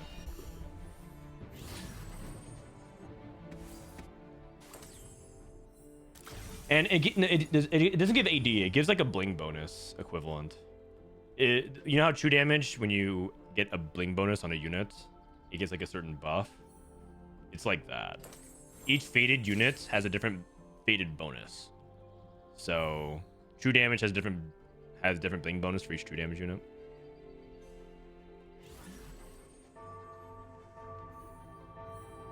You can link a loon with Aphelios with the fated spat. Yes, that is actually true. Oh, this person is playing KO for the shred. Interesting. Okay, so this is probably the last play of the game. This Zoe is really strong. Oh, never mind. Zoe's also another scaling champion, I believe, if I remember correctly. I think she has like a number of ricochets that she could get. Let me see. I remember playing her. She's really fun. Yeah, Zoe says kills increase the number of ricochets by 1 for the rest of combat. And so when she casts, she's like sharpshooter. It just like bounces around. And the more you kill, you increase the number of ricochets during the fight. And so you can sometimes like have her like do a bunch of crazy ricochets, and it's actually really, really cool if he gets to like late into the fight. Can you change the story for KO once you clicked? No, as far as I know, you cannot, because it's more of like a permanent choice of what you're selecting, and not like a mode, not like Sona.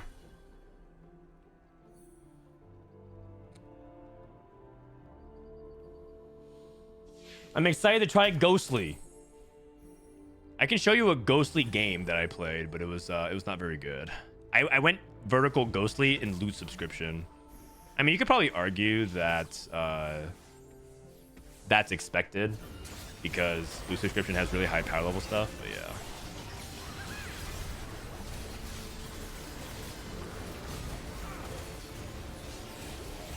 Milk, are you ready to read?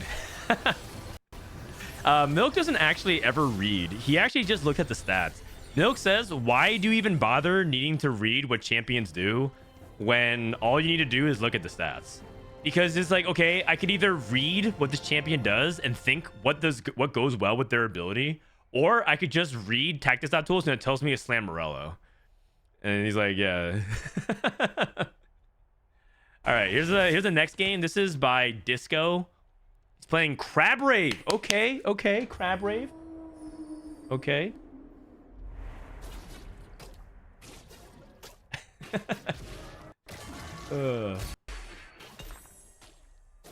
How is Udyr looking? So I heard Mortdog was saying that he thinks Udyr is the best unit in the game based off the playtest, but I think Lissandra was the best unit in the game.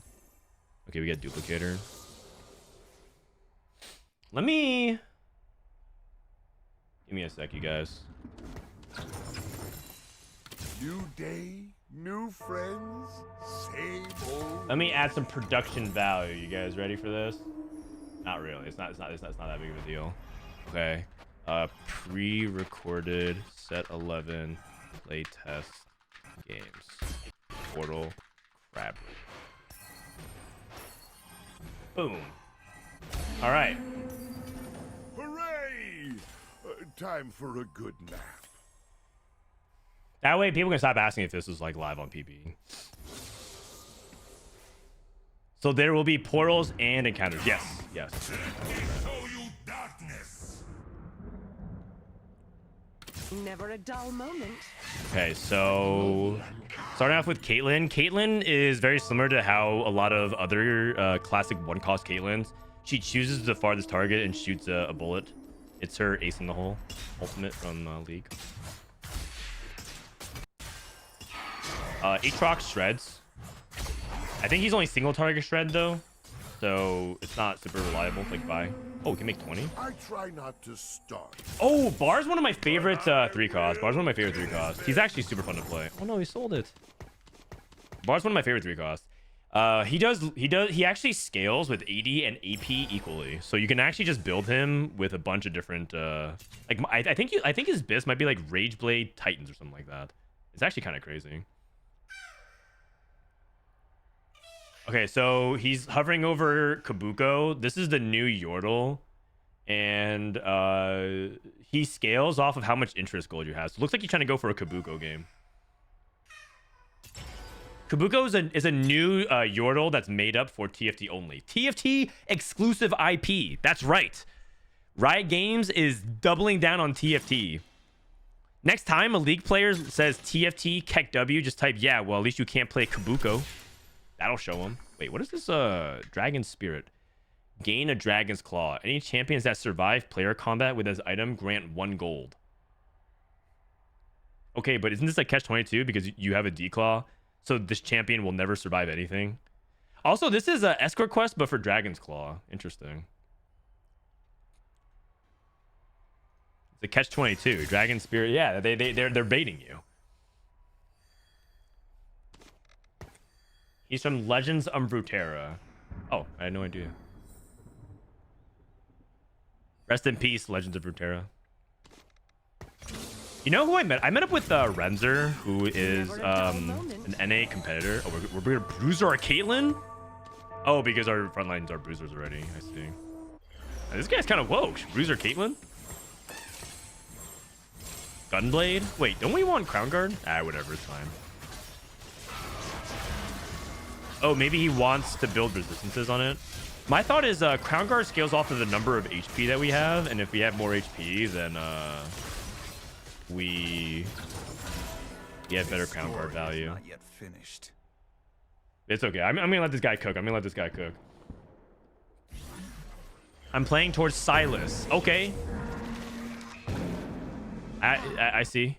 Nautilus grants you gold on enemy kill or ally death. It lasts 5 rounds. Grant you gold on enemy kill. Okay, so basically you get spoils of war or good for something. So if you think your board is good, you go for the gold on. You want to pick this. But if you think your board sucks and you're open forwarding, you just 50% chance on ally death.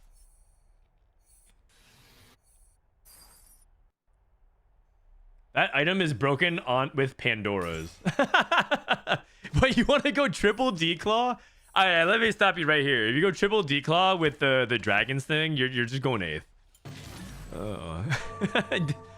D-Claw, there's a reason why D-Claw is generally not a good item that people build, and they're making an augment for it to try to get people to build it more.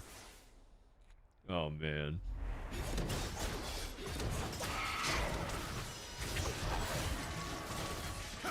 The problem with Caitlyn is that her mana requirements is so high. Look at this. How many seconds are we into the fight and she still hasn't casted yet? Like, the fight is super over and she finally cast. Wait, is it over though? This Tristana does no damage. Oh. Okay, never mind. But I remember I pushed Shojin on Caitlyn and it still felt like it was really, really bad. Like, it took forever to cast. So, I do remember that.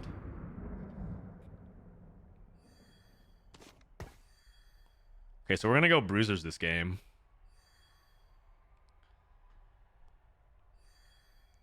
Amumu's a pretty good tank, I think, if you want to play around wardens, but he's playing around bruisers. Amumu's really good for AP because porcelain links into arcanists. I think there's only like 4 porcelain units or 5. Let me see. How many porcelain units are there? There are 4 porcelain units and 2 of them are arcanists. So you want to play like arcanist porcelain with Amumu as your front line a lot of times. I think the package that works really well if you end up hitting something like RE3 is like Ari, Syndra, Amumu, plus like Lux, Lysandra, and Set. Because then you get like the Wardens and you get a bunch of Arcanists and you get Faded. But I'm not entirely sure. And you can also play Alawi as well. But it's not that big. It's not that important because like, I don't know, like late game Set does a bunch of AD damage. I value the Set for the AoE stun at that point. Not sure.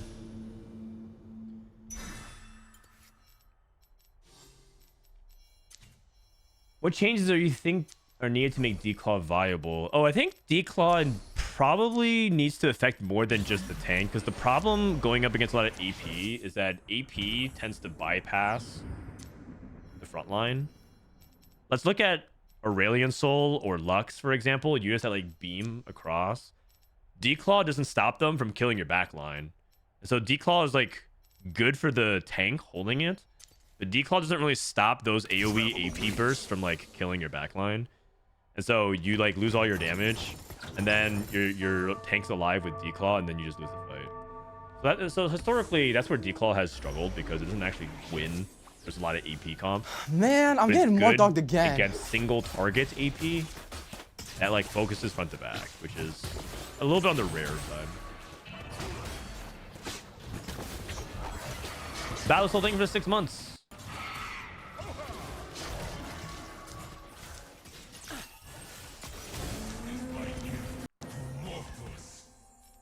Okay, so we're going for Ghostly Bruisers. That was going on. Rek'Sai. Choke Acid Behemoth. Okay, I like it. I like it. We're trying to figure out what are the bruisers. You know what you can do? You can actually hover over and see who all the bruisers are, and then select off of that. I feel like that's usually the best way to look at it, because you're just guessing at that point. Yeah. Okay, let me read what Ghostly does so I can explain it to you guys a little bit clearer. Okay, Ghostly. Upon dealing or taking damage 7 times, Ghostly units send 2 specters to haunt nearby enemies and heal 4.5 max health every 2 seconds. Haunted enemies take bonus damage for each specter on them and passes specters on death. So it's like a steady stream of healing after 7 instances of damage. And then it also gives you damage amp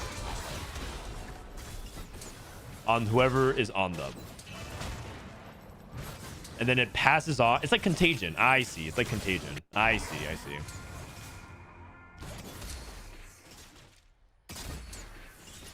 How do you fit Udyr? Yeah, here's a good thing, Ramcab. Apparently, Udyr is the most broken unit in the game. And so you just put Udyr on every board. Udyr is like Scion from set 9, where like you kind of like want him to die because like on death it like triggers something. And apparently Udyr was so broken during the playtest, you just literally put him on every board. So if you're a big Udyr fan, the answer is you just literally play Udyr.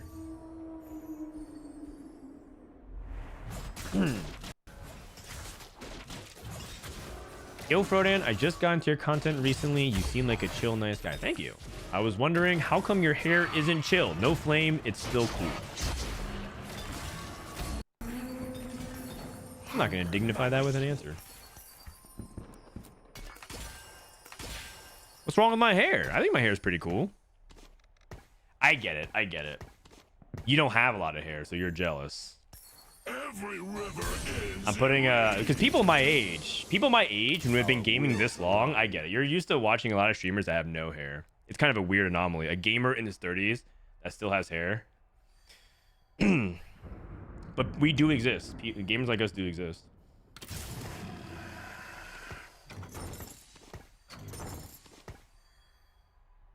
Can you try red hair? I've tried all different kinds of colors. And I'm going to just put it out there. Oh, can't we just do BT Titans on like a bruiser? Titans Caitlyn. Whoa. All right, here we go. Bruiser Caitlyn with Gunblade. Oh my God. Sniper Bruiser Caitlyn. Oh my God. This guy is cooking. Holy shit. Okay. All right. Oh, is it because we're thinking the ghostly stacks? No, it doesn't work. I thought maybe the ghostly stacks end up triggering Titans. It does not. Oh my God, large Caitlyn.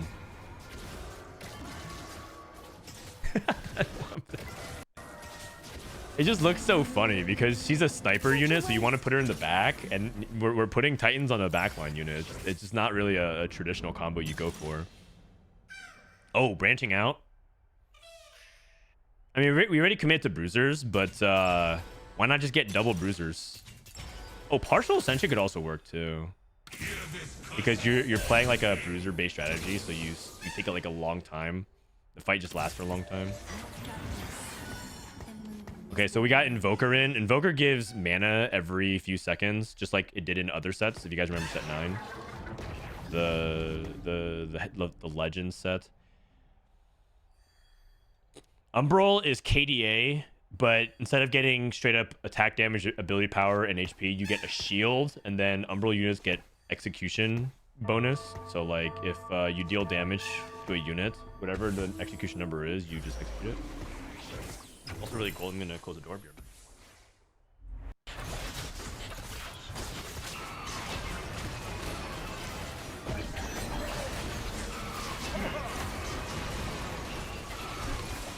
They can flame me all they want, but they aren't ready for how woke this game gets. All right, I'm ready. I'm ready for how woke this game gets. I mean, Bruiser Caitlyn's already kind of woke. Kindred is really cool. She's almost a, or actually, I don't even know if Kindred's a he or she, or an it. Kindred is the same from set 2. Udyr gives you a support item, which lasts for round 3, or for 3 rounds. Zeke's Locket. Okay, that's it.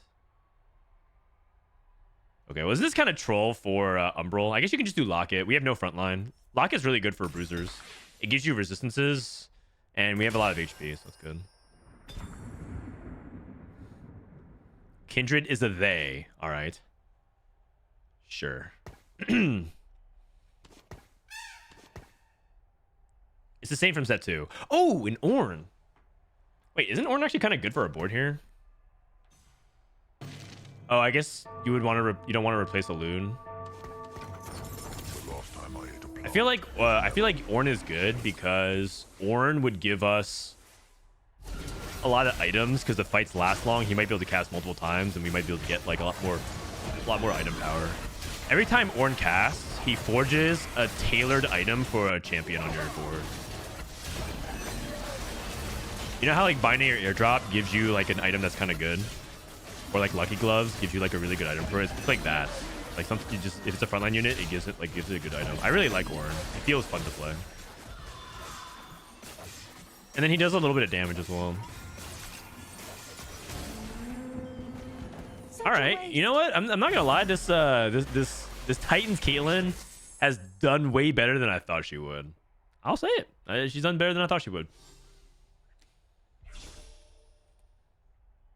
Have you seen Kayn yet? Yeah, it was the first game I showed off. I showed off a game where I played Kayn and the game just ended. I got it first because I tempoed really hard, and then I curved out, and then Kayn ended the game. I basically kept over leveling and pushing tempo, and I just had the most HP, so the game was over. Is a loon broken? A loon does everything. Just look at what a loon does. Just look at what she does with her ability.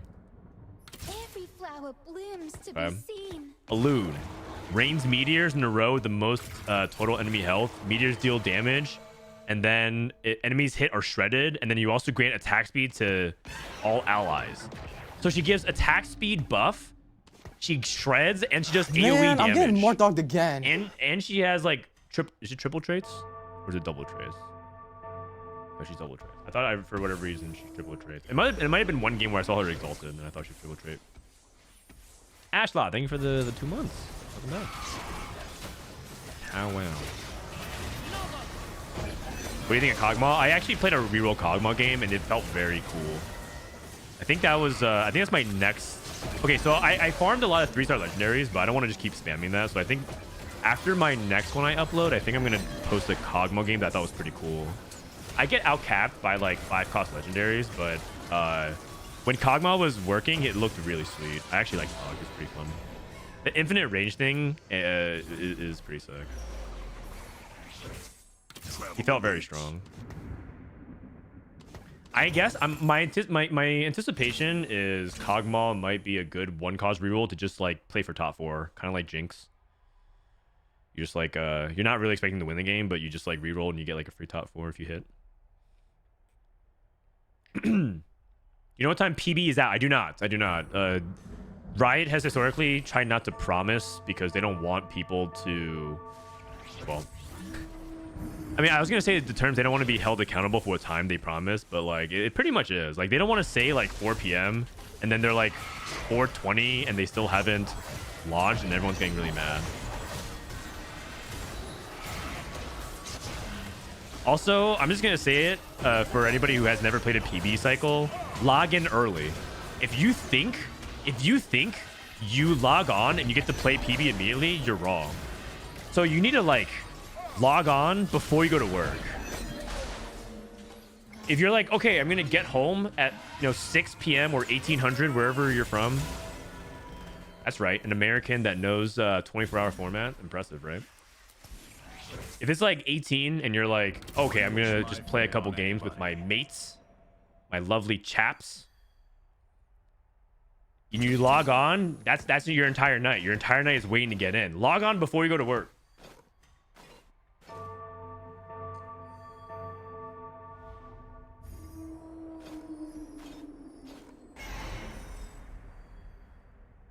What set squatting does? So set squatting scales his base AD, and then his AD scales his ability. Here, I have like all the champions that people are asking about, so I have it. Set says at the start of combat, squat adjacent units, and then you permanently gain AD, and that AD, as you can see, like stuns and does a massive AoE within 2.5 hexes. I've had set 1 with like IE completely dumpster my backline because he just kept squatting, and he got to the point where he was like so ridiculous. Okay, this guy hits sets at stage 4-1, so he's gonna get a lot of juice. What? This guy hits Udyr as well? Wait, he plays Bruiser Udyr? Wait, is Bruiser Udyr even that good? Oh, he didn't get it in. APM though. Okay, we got like 7 items on the board on the bench. 1, 2, 3, 4, 5, 7, 6, 7, 8, 9. We have 9 components on the bench. For 2 full items and 5 components. This person has Syndra too. Syndra is really, really strong. I think she's gonna be I think Syndra's gonna be the best 4-cost AP right now to play around. I think probably because she's the easiest to play around. She's Arcanist. You just play traditional like frontline super tank like Alawi, and then you just have her like scale. So I think maybe she's effective because she's really easy. Hold on. So this augment is so weird. It doesn't actually feel like that good. I played it before, but I'm not entirely sure. Basically, you want them to attack the same champion, but you can't always guarantee that. So, oh, Inspiring Epitaph. Wait, so it stacks with his max HP, and he's gonna be getting a bunch of HP through the bruisers. Okay, I can see it. I see the vision. Oh, we're just hitting 5 costs every other roll. Sells the Wukong pair. Okay, Tahm Kench 3. Oh, are we playing carry Tahm Kench? Are we playing carry Tahm Kench? Hey, make Kabuko too.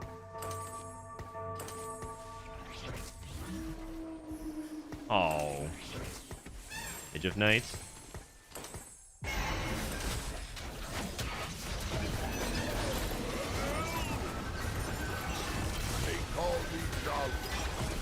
Dude, this set. Oh wait, I just realized this set is squatting the HP of Tahm Kench. Wait, can you right click? Oh man, you're not actually in the game, but I want you to right click sets AD, because this set is gonna be squatting Tahm Kench's AD or HP and converting that to AD. It is my mouth into which all travels. Oh, I see.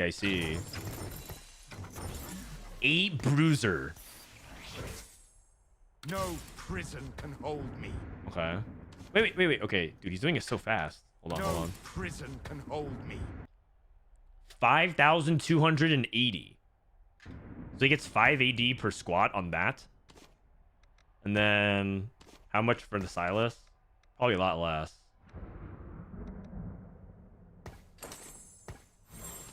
Vow. Usually when you play these kinds of bruiser strategy, you kind of want like Vow, or you kind of want like Redemption. I think I would have greeted that, but then it's not like Stone plays a good slam either.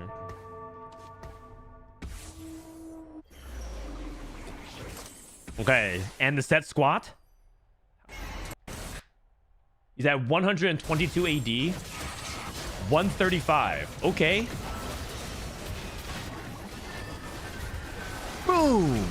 Oh, yeah. I mean, set's really satisfying. That's a Kane 2. Okay, no problem. Bro, I've got 8 bruiser set doing squats on Tom 3 Whoash. And nobody responds to him.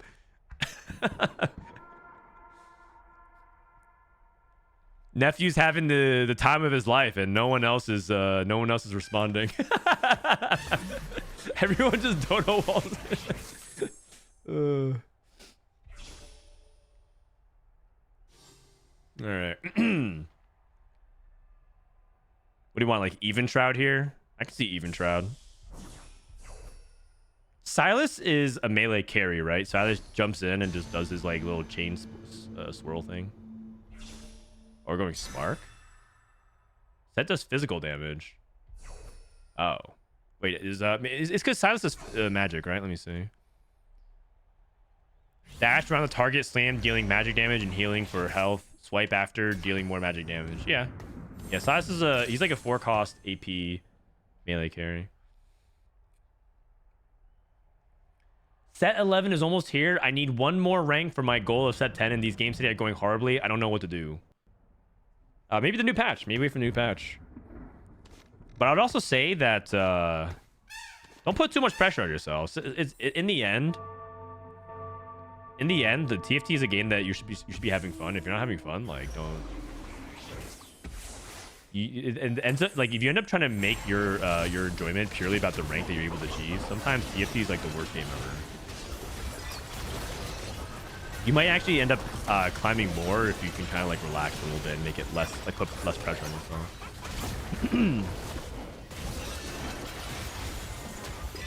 Oh my god, this set is doing nothing. We're getting Lysandra. Dude, 1-star Lysandra just farmed our entire team. Actually, this Udyr was kind of hard to deal with. That's Udyr too.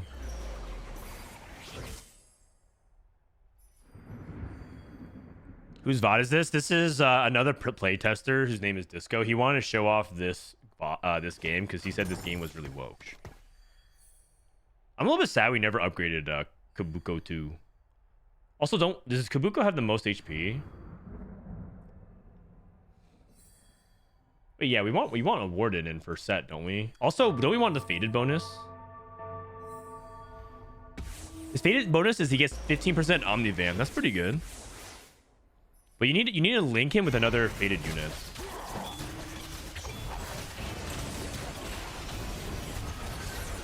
Boom. Irelia is Sniper's Focus, RFC or Red Buff, and Rage Blade. Oh, what the heck? Irelia is doing crazy damage. Oh my god.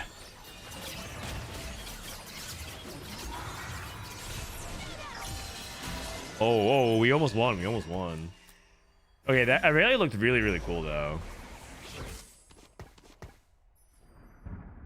I think Irelia might be one of my favorite units. Her design is so sick. This set is not woke at all. You just let him cook, man. Just give him some time. Attack sends blades that dart between enemies. And then you just like this crazy snake thing.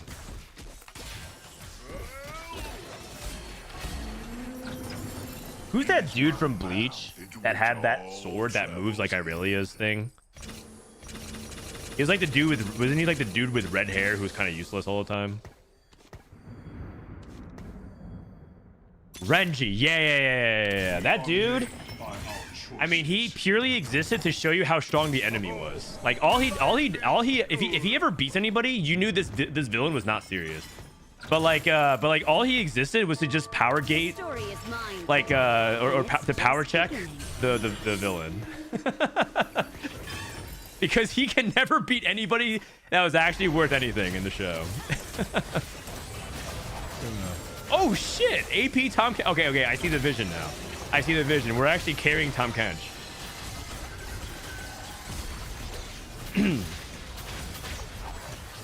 Not the new one. Oh, okay. I actually never watched the 1,000-Year War or whatever, the latest one that came out.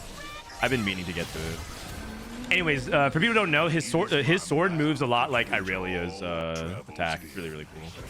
It reminds me of that. No. What is this? Keep Tom Kench. Well, let me read Tom Kench's ability. Tom Kench, gain a shield for 6 seconds and deal magic damage to the current target if Tom Kench has more health than them. Deal bonus magic damage instead. Stick to the plan. We have a plan? Otherwise, gain more shield. Okay. So it's like a Nunu effect. He has to have more HP and then he deals bonus damage. Oh shit. Wait, that Tom Kench just did a lot of damage. Oh my god, we're playing Tom Kench carry. Wait, what the heck? He just did another 2k. Okay, but it's too slow. It's too slow. This is Lissandra too. This Tom Kench is just getting manhandled. This Udyr just keeps charging through. Oh, man. Oh, man.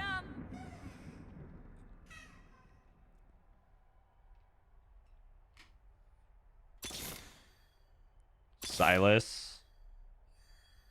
Set. We've been stuck on set 1 this whole time, I just realized. And we also hadn't gotten Warden in. Wouldn't wish my fate on anybody. Wait, is all this hype and we're going 6? Is that what's happening here? Hopefully not. Zoe 3? Okay. This fight might be slow enough that Zoe's ricochets are gonna one-shot the team. 2 of our units are trapped in the back because we're playing an all melee comp. Okay. Nice. And sets on the back line. And nice. Wait, this Tom Kench is actually cooking. He actually did so much damage. 4,400. Okay, it looked like it did more than that.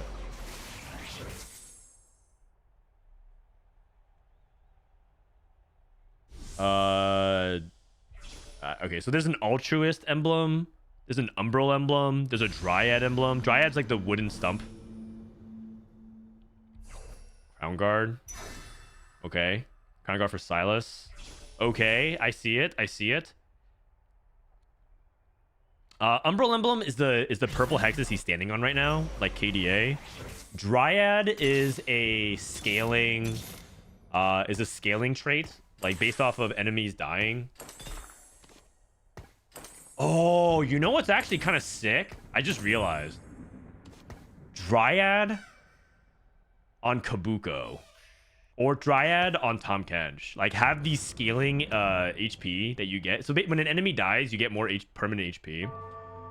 You get Dryad onto Tom Kench. You just scale his HP. That actually sounds kind of lit. Yeah, that actually sounds really cool. Because then you just have this Tom Kench, like, scaling infinite HP, and you'll always have more than everyone else. I like that. That actually sounds cool. How much HP does Tom Kench have now? Oh, okay. Okay, and then Silas has got the arcane. Okay. All right, I see the vision. And now our set has scaled a lot. What the heck? Hold on, this Tom Kench is actually doing so much damage now. Oh. Oh, all right. I see it. This Tom Kench is actually okay. Set 2. This Tom Kench is actually unkillable now, and he's dealing a lot of damage.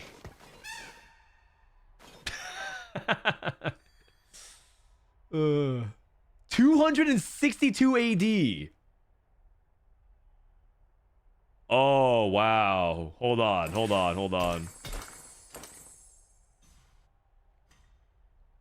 Also, I think you want set on the left side. I think we want to stay on the left side. Because you want him to attack and AoE into the back line. Okay, against this person, I think it's fine.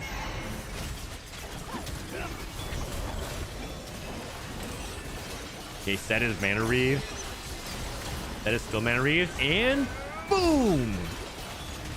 What the? Dude, the Tom Kench one tap to Lysandra.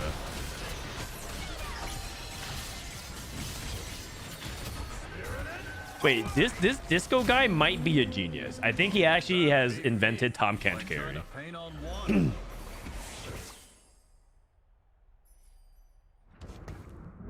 This Tom Kench actually is legit insane. He actually can't die, and he's dealing like he's basically killing units with one shot. Like he casts and he does like 2,500 and like insta kills everything.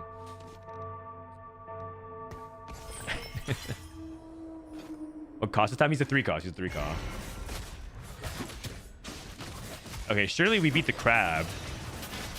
Oh my god, we have all these melee units though. They can't get to the crab. Nah, he's got this. He's got this. He's got this.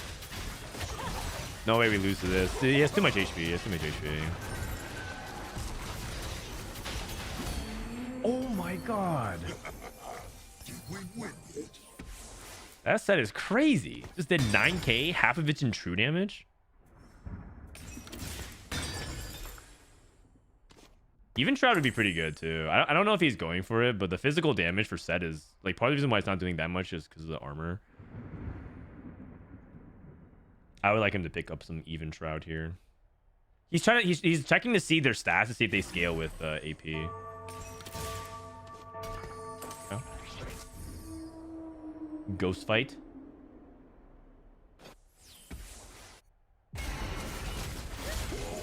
$298 AD on this set.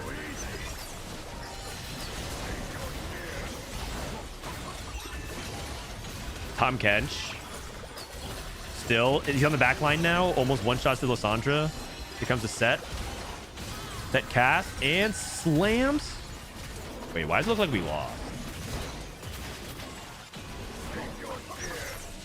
This Irelia is cooking us. Oh god. Oh, we died. Oh man. I'm pretty sure that's a positioning diff. I think if we I think we positioned differently because we just never found a way to get to this Irelia. She just outscaled us. Silas looks terrible. Yeah, it doesn't look that good. It doesn't look that good. That's okay. Third's not bad. Third's not bad. I guess we'll watch the end of this fight. But most people were playing boards like this. This is a 5 cost. This is a 5 cost. This is a 5 cost. This is a 5 cost. This is a 5 cost. This is a 5 cost. And this is a 5 cost. Most people were just like literally going to 10 and just clicking all the 5 costs. And they played like a couple of 4s.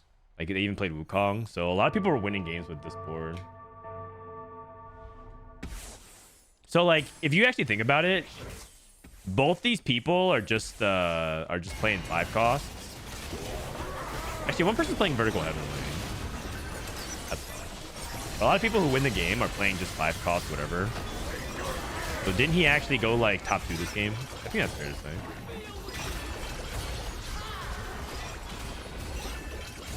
Oh, Heavenly wins the game.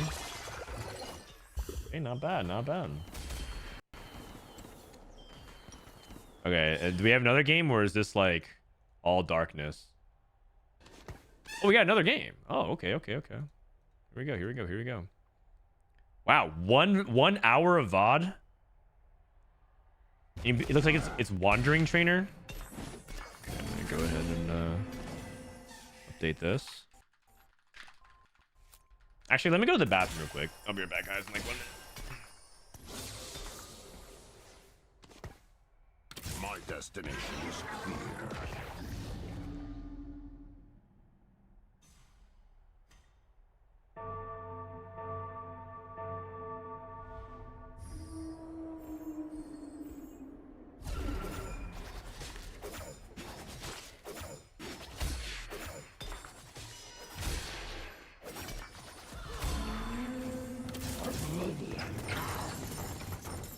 Never a dull moment. This story is not yet finished.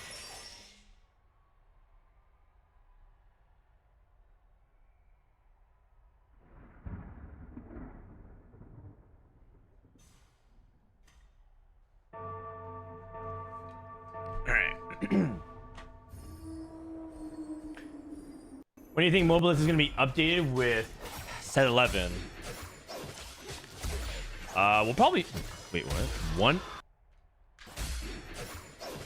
One out of 429496725. That's a lot of trick shots. We'll probably update things in like probably like a week from now. Probably have something by next week. Okay, so what do we have? So what's our wandering trainer? This is Dryad, this is Reaper, and Bruisers. Dryad's the scaling, like on enemy death, get AP and HP. This is like assassins. Okay, like snipers. This guy is freaking fast scouting like he knows the entire game already. Midnight Siphon. Oh, this is the Yorick hero augment. Your strongest Yorick does 80% more damage and hits one additional target. I've seen someone play this, but they like got like a 4th or something. It didn't seem like insane. Okay, we have Umbral, Dragon Lord, and Altruist. Dragon Lord reminds me of Tempest from set 7, where like after a certain amount of time passes, like an effect happens on the field and you get a bunch of attack speed. Is he going for Yorick hero augment? I can see it because he has Umbral as well. You can go for it. What? You also have an Umbral. Oh man. I want to see the hero augment.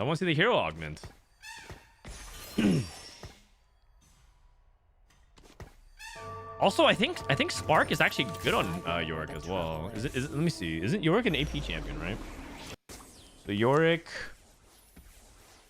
says sap power from the 2 nearest enemies, gain max HP, and deal magic damage to them over 3 seconds.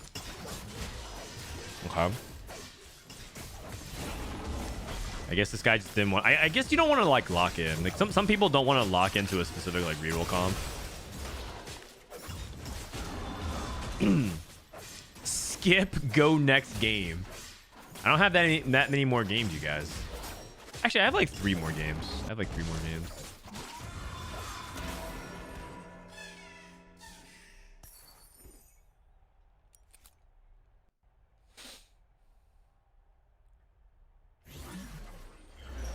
If devs follow set 10 bounce method, then set 7 will be 11. They almost got it perfectly. Interesting. Shen offers you a choice of starter packs containing champions in one component. Arcanists, Behemoths, and Reapers. Okay, so I guess you just basically get... It's like 3 champions, I guess, or something? You get like just a bunch of champions in a component. Reapers is good if you can go for Yone. Because Yone's an Umbral. Oh, you get a 2-star. Oh, nice. So he has Umbral Reapers. Reapers are the assassins of the sets in terms of without the jump, but they get critical strike chance and stuff like that. So you wanna like have crit on them so that they can do a lot more crit.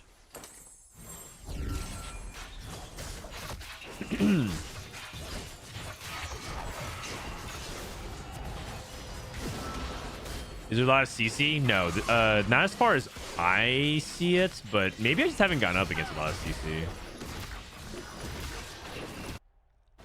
I don't feel like there's like crazy amount of CC. I just feel like there's some, but from my impression of it, it hasn't been like insane yet. It could just be the boards I was going up against. It's entirely possible that once we optimize, there's going to be a ton of CC, but for now, I haven't felt like... It just feels like the normal amount. Like, there's just... Yeah.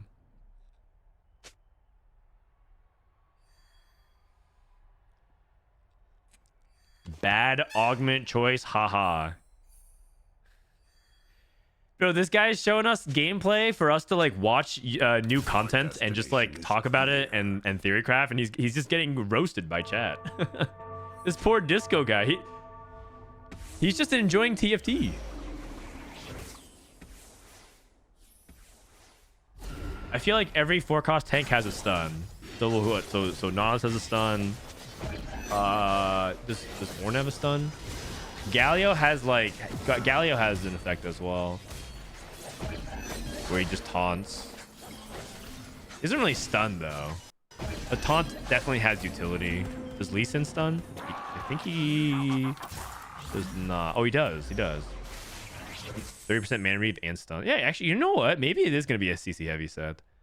It's probably because we were playing in playtest and people just like didn't really think about that nearly as much as just looking at synergies and augments and stuff. I can see that being the case. You guys have to remember that a lot of this playtest was also like during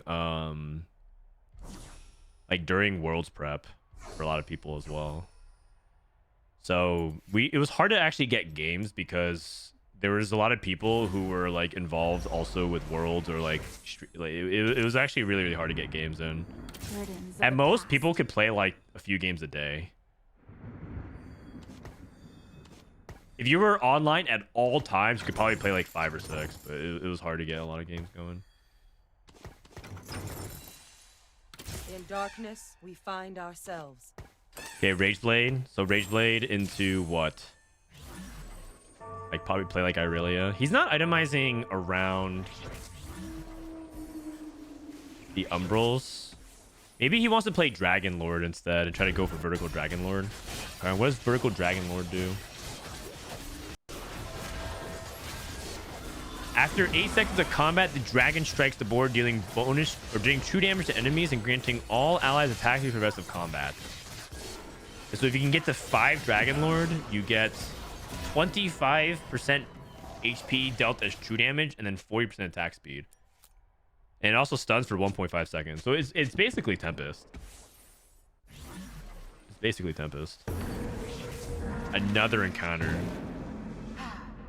Okay, you get gold on enemy kill or ally death. This is what I'm talking about when I was playtesting. It's like augment, encounter, fight, carousel, fight, encounter, PvE. It just felt like there was so much happening.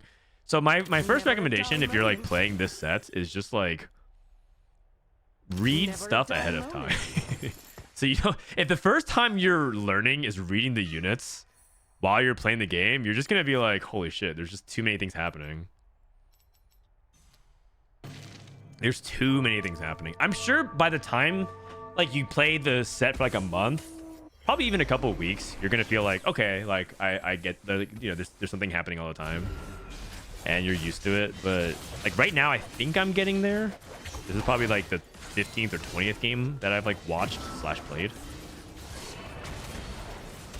But the first few, man, it's just non-stop. There's just so much going on.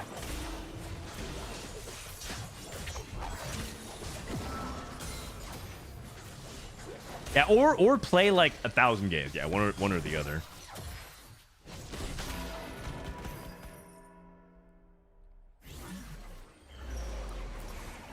How many units are in this set? I think it's the same amount as it usually is. It's not. There's not more units than usual. Usually they have 13 1 costs and 2 costs and 3 costs, and then they have fewer 4 costs and like 10 5 costs or something like that. 1 2 3 4 5 6 7 8 9. They have 9. They have 9. I guess if you count Rakan and Zaya as 2 separate ones, you could count as them. But it's the same unit though.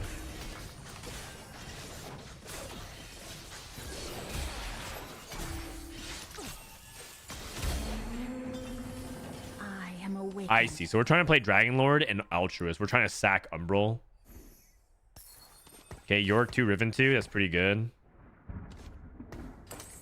Last Whisper, Rageblade. So we're playing for Irelia. Playing for Irelia. Or sorry, Zaya. Irelia is a duelist. So we're just making these Zaya items. Senna is a sniper. She also buffs adjacent allies, so you want to position her. Wait, doesn't Senna buff adjacent allies? Or is it Sivir? Fire a laser 2 hexes beyond the current target. Grant 20 AD to Senna and allies to left and right. Yeah, so she buffs her allies. To her left and right. How's this guy rich? Because I think he has scapegoats. Also, I think I think if one person starts with a gold opener, everybody does. So it could be that everyone's rich as well. Sleight of hand, staying united, haunted house. Enemies that die while being haunted by ghostly pass one extra specter to a nearby enemy. Okay, so it's like so ghostly is like contagion, sort of. It passes even more. He's not really playing ghostly. He's trying to play like dragon stuff. Salvage bin. Oh, stand united. All right. Jazz. This guy just took jazz as a trait or as an augment. All right, we're gaming.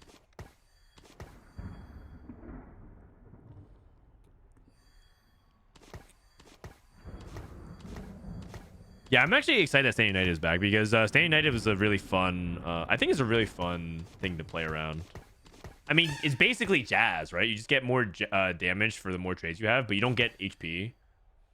So I think it's like more fair. It helps put into perspective how insane jazz was.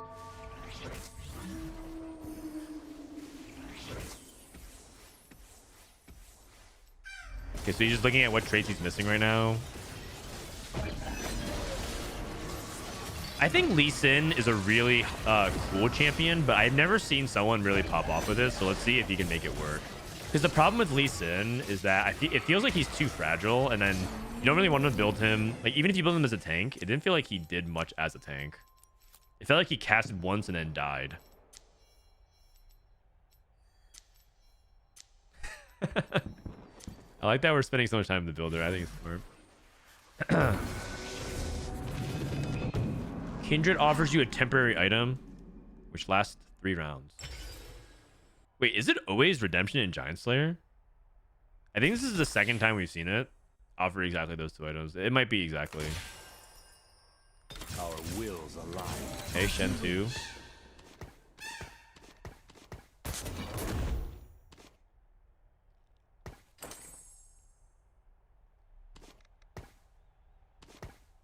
Hey, Dan, why does it say 1-2 heavenly when there's a heavenly looking streamer in the bottom right? Thank you. I don't know what to say to that. W Glaze.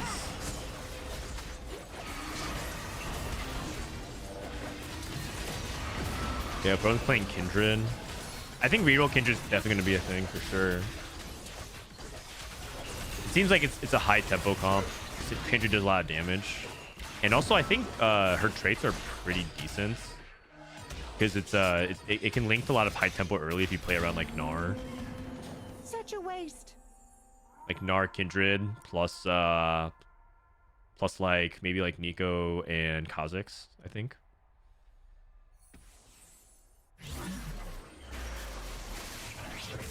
Okay, so what do we have? We have Rageblade, Last Whisper, we have Sunfire, so probably like any like we could take like a sword, we could take like a defensive item.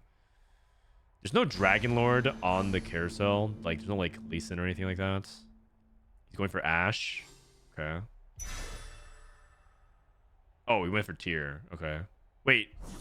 Oh. He took the wrong thing. Oh, he missed the Ash. Oh, what happened there? Hold on a second. Let me watch this. Let me rewind this VOD.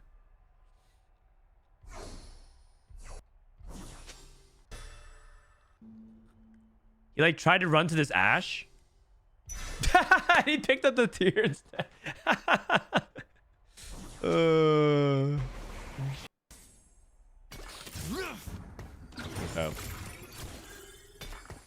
So we have Aphelios now.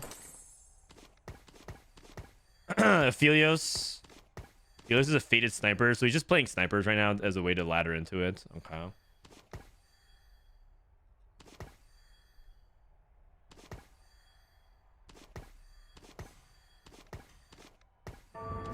Sacking scapegoat value, I think that makes sense. Like at a certain point, you don't really want too much scapegoat value. Okay, going up against Soraka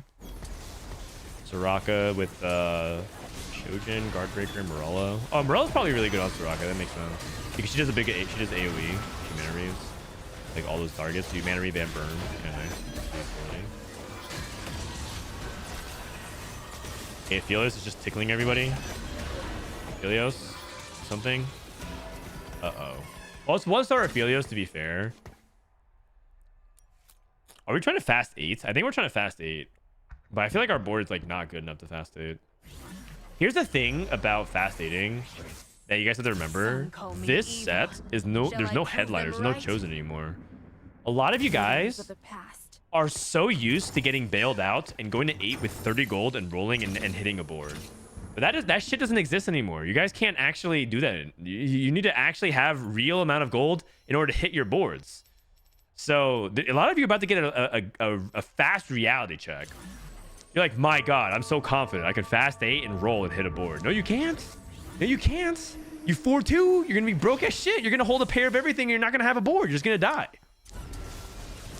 And then people are going to be like, is it just me, or is this set the highest amount of RNG it's ever been in TFT chatting, right? They're going to type up the Reddit's like, isn't this game just like all luck? You're just rolling down and I'm just missing all the time? You guys you're so used to rolling like 2 times and hitting your chosen and be like, oh, sick. I'm a beast.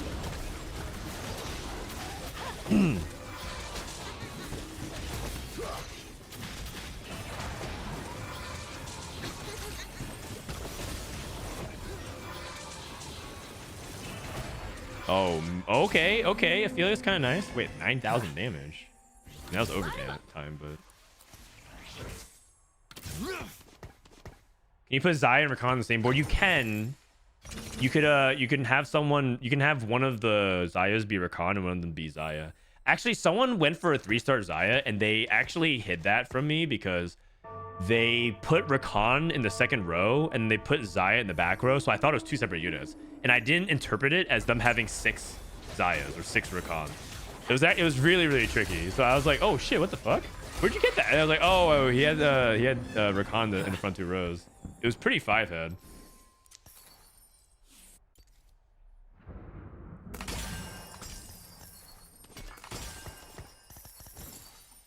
That has infinite gold. What? Oh, okay. Accidental ping. Oh, he just makes some frontline items. I feel like we're really struggling on items. Dude, this guy level to 8 and he's not gonna roll. He's actually fast 9. Oh my God. He's actually oh, this guy's about to Soju special. He's pre-leveling. Oh my God. He wants to actually just straight up fast 9. Oh Lord. Okay, we're going up against a Story Weaver, like Reaper board. That doesn't look very good. Wait, he wins? Never mind, this guy's a genius. He knew he was gonna win.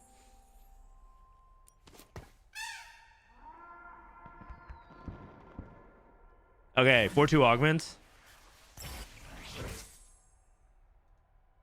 Altruist crest. So altruists is, if you guys don't remember, it's like the gunblade trait where like if you put an altruist on a unit, like if you altruist Aphelios, it's almost like that Aphelios is a gunblade, and you get resistance. You get some resist for your team. Reinforcement. The next 4-cost champion you buy is instantly upgraded to 2-star. Get 4 gold. So it's like stars are born, but for 4 costs. And sniper crest, which I don't think he wants to play snipers. What? He rolls the new augment. What about an instant 2-star Lee Sin? Dynamic duo. Get a random 5-cost champion and a random champion that shares a trait with them. So it's like starter kit, I guess. Sort of, but not really starter kit. You don't get the 2-star. You just get a 5-cost. Okay. And you get 10 gold. Wait, isn't that good for the fast 9? You just rip it and get Rakan. Just rip it. Altruist crest. We are made. This guy doesn't even believe in his own luck, man. Okay, I see. He's playing Stand United, so he wants altruist. Okay. So he wants to play like for the traits with Stand United.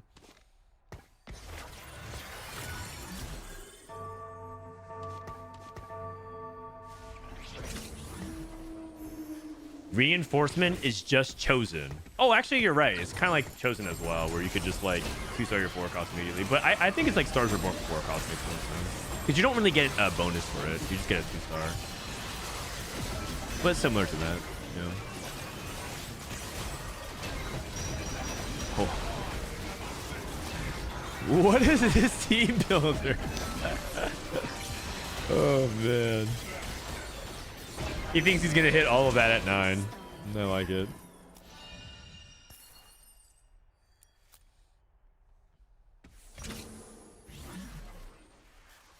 Okay, 44. There's a little chosen portal, by the way. I think it's fine. I think if like... I think part of it is that every game being chosen is not great, but you never know. Maybe playing it once or twice is kind of fun. Like hero augments. Hero augments, when you are forced to play it every single game, and it kind of like, you need to tailor your board and everything like that. It wasn't great. But like hero augments in small sprinkles, like we saw in set 9, was great. People liked hero augments. So like maybe ends up being good. I don't know. I'm open-minded. My rule in TFT is I'm willing to try it once. And if it's not great, then I'll remove it. But like I'll keep an open mind. Oh, that being said, I tried this Kane ending the game thing once. I'm down to change it. I feel like maybe either a little bit more time, or maybe something like Kane like splits your health in half or something like that. Ending the game straight up was kind of crazy. I don't know. I don't know if I like it. I don't know if I like it. The Kane ending the game at 5-4 is... It's a little much. It's a little bit much. Is this video public?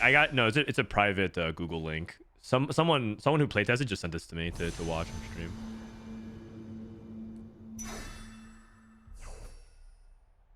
Yeah, I'm down to either push it back or I don't feel what. Okay, what if instead it okay, well, I was just gonna say, if it only eliminates like the bottom player or something like that, but that's even worse. Only if you're the lone, at least everyone dies, but if you're the lone low roller, you just die. Never mind. Don't listen to my ideas. Last time I hit the plant was never. Ooh dear. Oh, he's trying to fast 9 and play like the open board. Okay. Janna 2 for the Dragon Lord. Let's take in the Dragon Lord.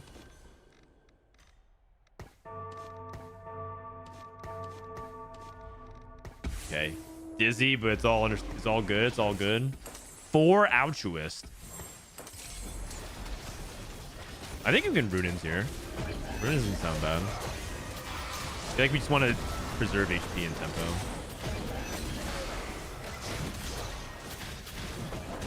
Plus, you get a lot of AD from Stand United, so you can like get some Runin procs in. Oh my God! A loon just what the heck? Wait, 11,000 damage from a 2-star loon? Well, that sounds a little excessive.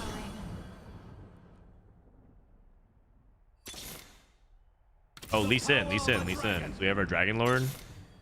Irelia. Okay. It's time to pivot. The story is mine to tell, and it's just beginning.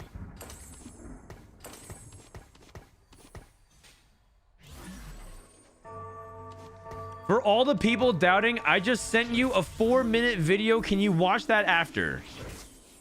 I mean, we still have yet to go through your other VODs, man.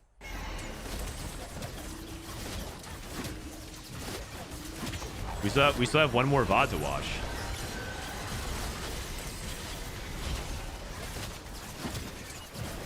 Okay, this guy's playing like a bruiser strategy with Storyweaver Galio and Seth. Wait, this guy is doing the exact same build as you did last game. Bruiser Seth. Your team does no damage, man. Oh, wait. Oh, my God. Oh, man. Dude, your team does no damage. Everything's just barely living. Oh, God. Oh, no. Okay. We're selling our front line. I mean, a lot of our stuff is like 2-star 2 cost. So it's like kind of falling off. I can see it. Don't you want Altruist to be your carry? Like, isn't it good to put it onto really? I guess you want more DPS. But you could put Altruists. Yeah, it's like when Altruists deal damage, they buff. So you can put it on like an actual carry. It's like having Gunblade on Irelia, which can't be bad, I think. If you have enough DPS on her. Of the dragon's fury. Stick to the plan. We have a plan?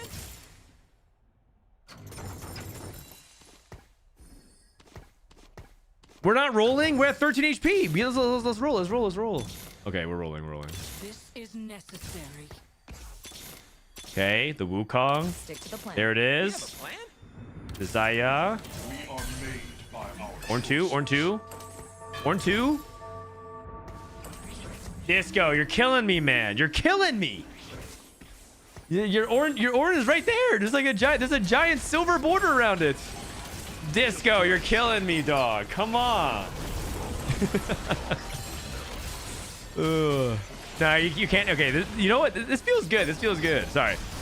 And I'm just actually I'm just passing the torch, you know, because people were cooking me in my YouTube comments all day, and now I can see why people do this. This is fun. Because, like, you know, I'm not usually the one that's like flaming the other people. I can see why you guys like doing this. It's nice.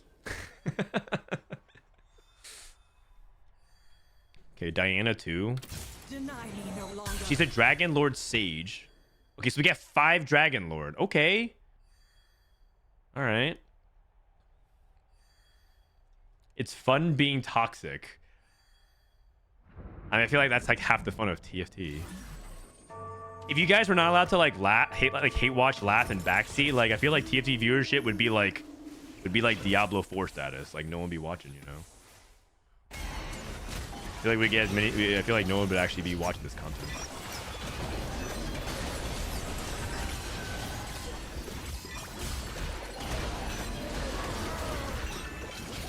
Okay.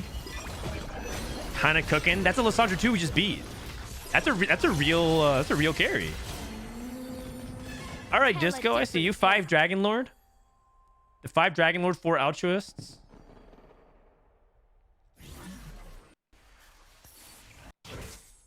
This is how dragons battle. All right, so what do you guys think about putting Altruist onto this Lee Sin? Lee Sin is not really a melee carry. I think he's kind of like a utility unit, but I don't know if you can carry him. That's the thing. Let's see, what does Lee Sin do?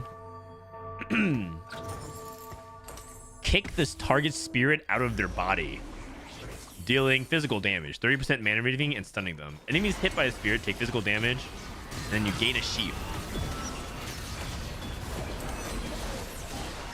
So he scales off of AD, AP, and attack speed.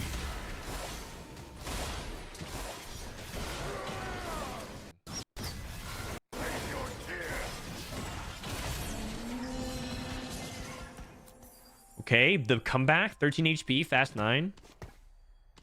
This might be actually a really successful fast 9. Also, does Spirit Walker count for, like, I don't think this counts for Standing Knight, right? But Spirit Walker is different color than these, so I'm not entirely sure if Spirit Walker counts. Maybe it's just a visual thing. Thinking for an Umbral emblem. Man, I'm getting more dogged again. What's the Sona-like ability that lights up the whole board? Oh, I think it's Rakan. 2-star Rakan. Oh, you mean the Dragon Lord effect? Oh, yeah. Sorry. I thought I was reading the wrong comment. People were talking about Rakan DP being highest DPS. So I thought you were talking about that. Yeah, so the Dragon Lord is like the summoning of the dragon a few seconds into the fight. Let me see. I think it's like 8 seconds into the fight. After 8 seconds of combat, the dragon strikes the board, dealing true damage to enemies and granting all allies attack speed. So it's like Tempest from set 7. So like at 22 seconds remaining, it'll flash the board and summon the dragon.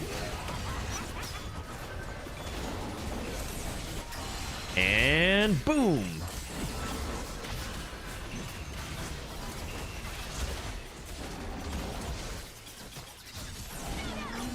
Wow, Rakan does so much.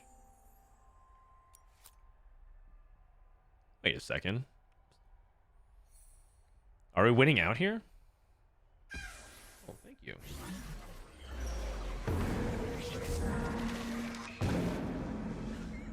Alawi grants you 8 free rerolls this round. Okay. We just roll. Aurelia pair. Mine to tell, and it's Whoa, just okay. Wait, this is insane if you fast 9. Wait a second. Fate is in our You guys, Soju might go to Worlds this set. You just get free 8 rerolls and you level 9. This guy can just roll and actually hit this time. Like, he gets to 9. Usually he has no goal to roll, but now you can actually roll. Oh, shit. Like, look at these kinds of encounters, man. Like, he actually can roll at 9. Oh, man. That's crazy.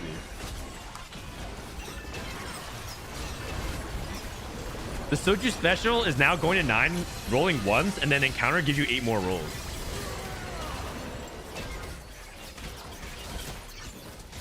Oh wait, what's Frodan doing?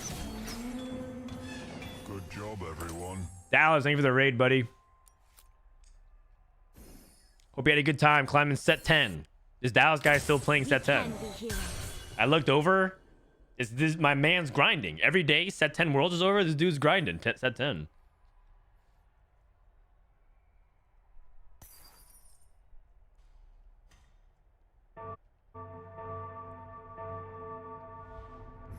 Has 2 heavenly emblems? Wait, what was his board?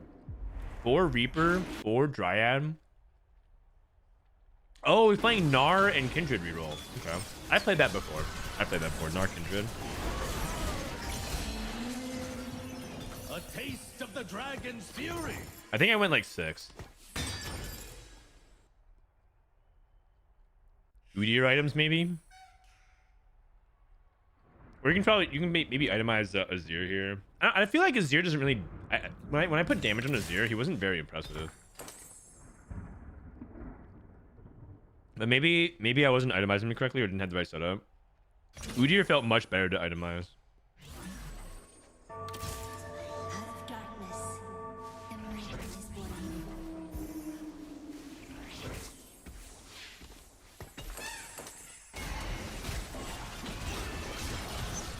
Okay, this is the heavenly board. He has 2 heavenly emblems. Heavenly emblem gives Omni Vamp, so this set actually has a lot of healing. Oh man, we're dead? That's crazy. Wait, who was the top damage? Organa? Oh, is it combat augments? He might just have like really good combat augments. Gifts of the Fallen, know your enemy. Wow, I'm surprised. We had a 2-star legendary board and at level 9 everything, and we got like walloped.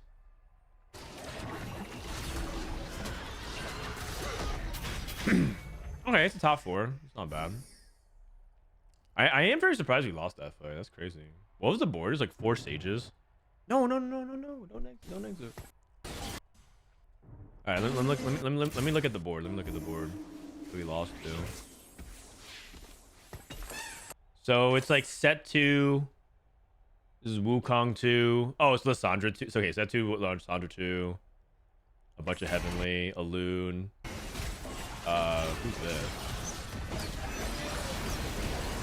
It's like impossible to see. Alawi, maybe?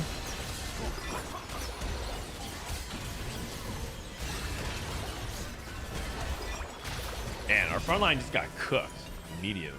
He like died.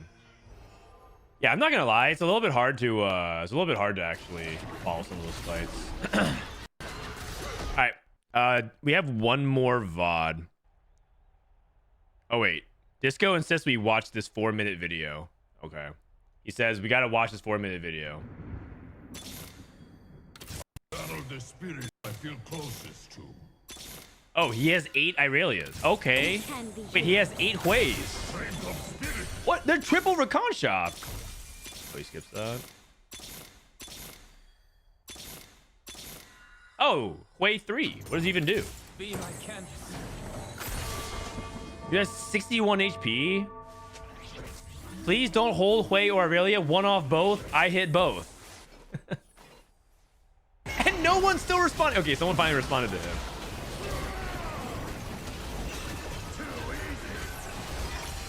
Ain't no Hui. At last, our ascension is. Oh yeah, this augment is so funny. 2 for 1. Gain a copy of the first champion you buy each round. This augment is actually really, really fun. Also, I think it's actually kind of broken. If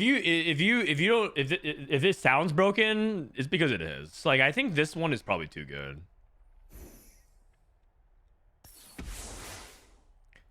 Because basically, every single round you get economy, or you can use it for tempo. Oh shit! He's going for Udyr 3 as well. So he just gets 2 copies of Udyr. Wouldn't wish my fate on anybody. My journey's only beginning. He's trying to min max and hold 5 costs. Oh! He's trying to use the Hui to duplicate it. I see. He's trying to lose.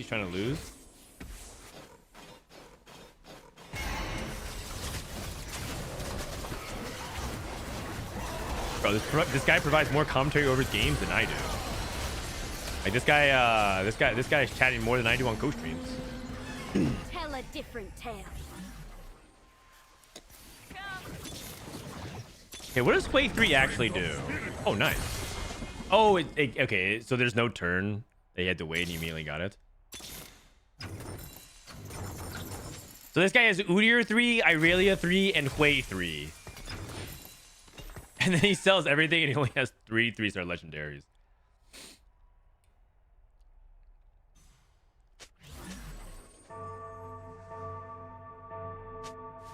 He prints every turn. Yeah, but like, is it just like a 1 copy of it? Holy shit, man. He has 3 3-star legendaries.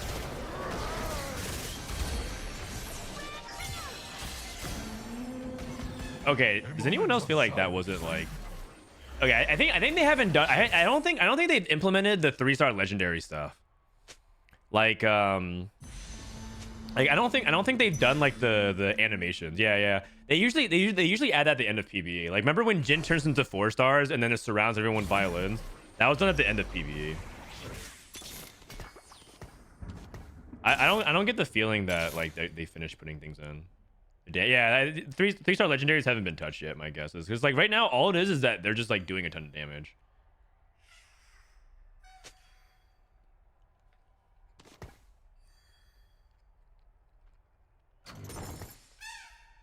Wave reduces turns to copy. He says, well, GG. Oh my god. Well, GG.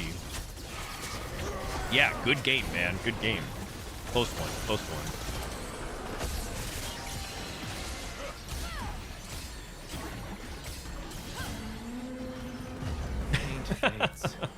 Life. Second place is Raid Implosion. All right. Okay, so what do you think? Did he redeem himself or nah? This is a video that I put at 4 hours of gameplay, but these are like some of the like I got farmed. Let me see if I have more games. I have 5 more games. Let me see. Which one was this one?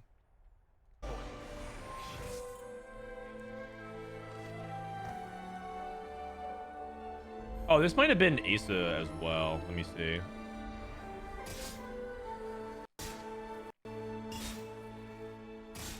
So this is did he get like a portal? I think he got like an encounter at 1-1. He got like Tristana portal, like Tristana gold, like that. Such a waste. I think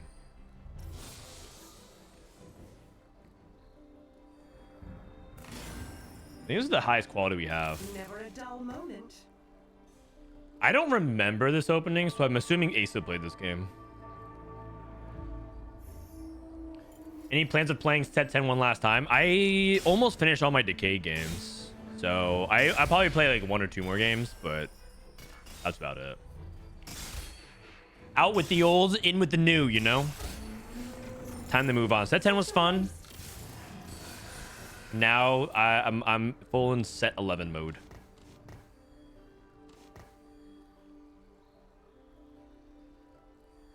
Any cool fortune game yet? No. I haven't seen. Right now we're watching games that I haven't seen yet, and so I'm trying to just like learn a little bit based off of what I can see. But I don't have many more games that haven't been already published. I'm set 11 right now. Okay, do you want me to show you one of my fortune games? I'm pretty sure I can show you one of my fortune games, but I go like 8th, you know? You guys want to just watch me like go Giga 8th with fortune? It's not very easy to play.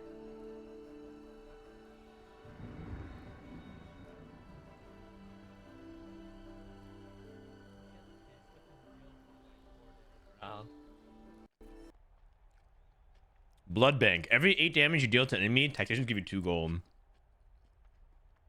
I mean, this is if you have a high roll opening, you get more gold for dealing damage to for winning fights, basically.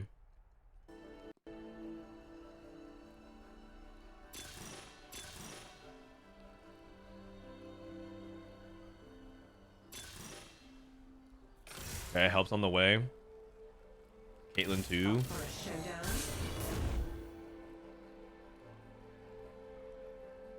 We're here to learn from mistakes.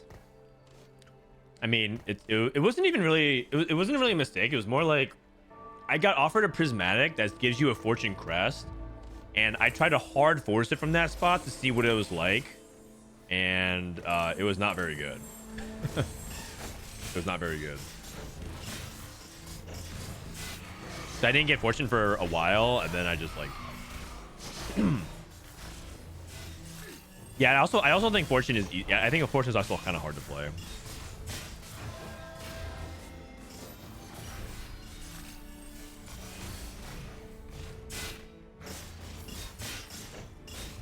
Okay, so we're making gold. We're playing around Caitlyn bruisers right now.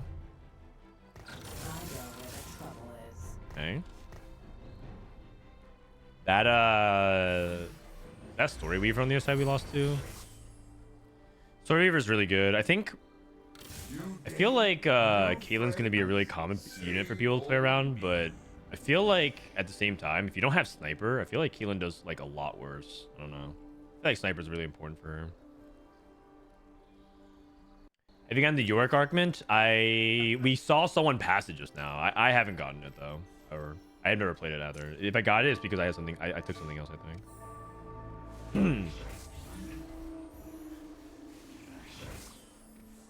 Can you upgrade the video quality? I cannot actually. I'm looking at it right now, and apparently this is the video resolution we recorded at.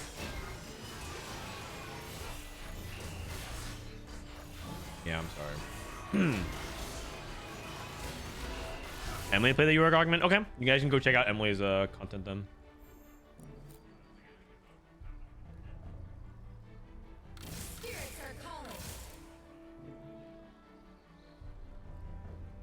Yeah, I'll change the settings for future capture. My bad. I didn't realize I was recording on 720.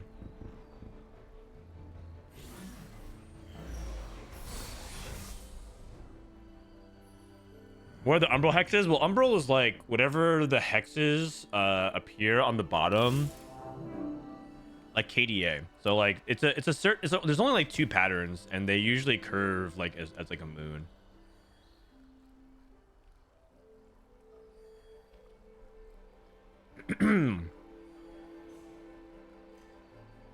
Okay, so we're playing on Bard. I love Bard. Bard is one of my favorite champions.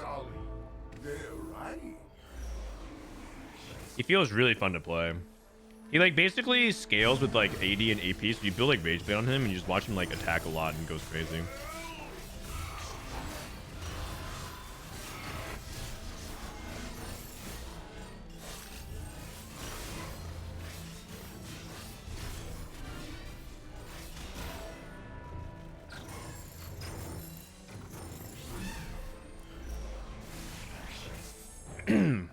Yeah, okay, so we had like a 2-star Caitlyn, we slammed these items, but like we kind of lost streaks, so this made me think like Caitlyn's not very good to play around. Without the sniper, rather.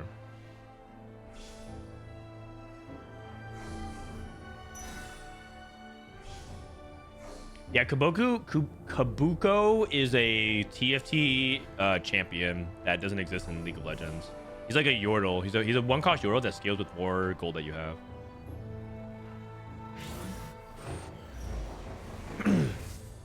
Is Kabuko cruising with Setsuko?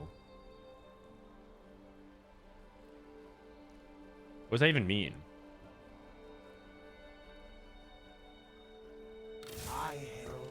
Fat shy guy. Oh, I see. Is it because Setsuko's fat? You know, you guys know that Setsuko's not actually like that fat, right? I mean, he's not like exactly the most in shape guy I've ever met, but like he's not that fat.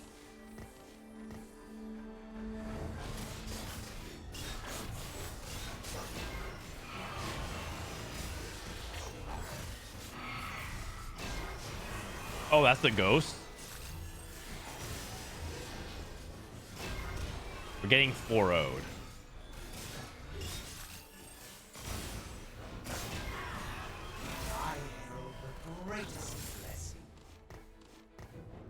Okay, well, so far we're on like a 4 loss streak, but we're like, at least I guess we're making gold. Holding fortune. Okay.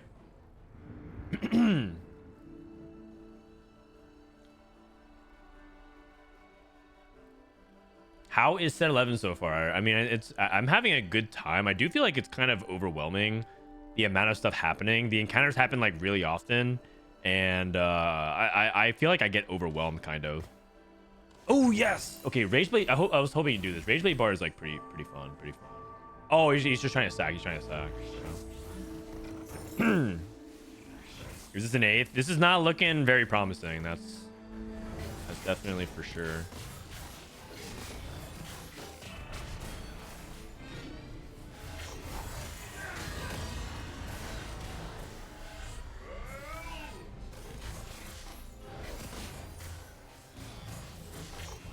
Set 11 on PB out? No, it is not. It's gonna be up in like 20 hours from now ish, like 18 to 24 hours between that. So we're just watching some playtest games of people who played on my PC, and I didn't get to watch it. So this is Asa playing on my account because Asa came over, and as you guys know, he was co-streaming with me for Worlds. And he was like, hey, I didn't get a chance to play set 11. I was like, okay, you want to try it? You try any Dryad set TK Yordle? Yeah, I did. I tried a Dryad Yordle thing. It didn't work. I didn't hit, so I died. I was stuck on like 8 Nars for a really long time, and I eventually hit like an Azir, but I wasn't really stable, so I just died.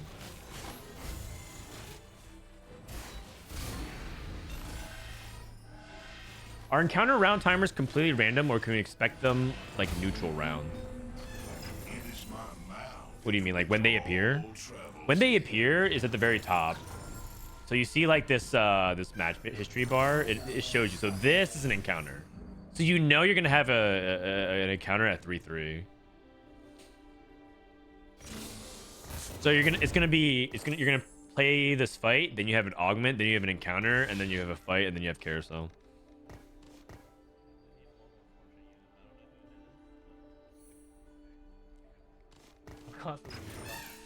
The new prismatic augment, buy one get another copy, is OP. Yes, it's very OP. I played it, and everyone who's played it has like 3-star legendary basically.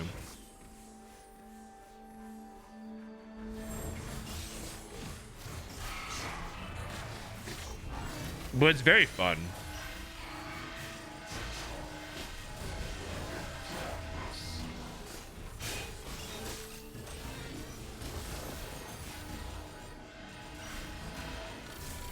Okay, so I was queuing during this, but look at Barb. So when he casts, he throws all these little meats, and he does so much damage if you stack him with stats and rate and attack speed.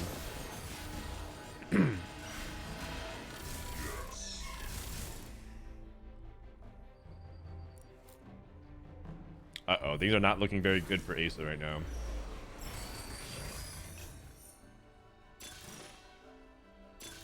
Crash test tummies. You have my bow. Nothing particularly good here. Takes forge. Sniper's focus, I guess.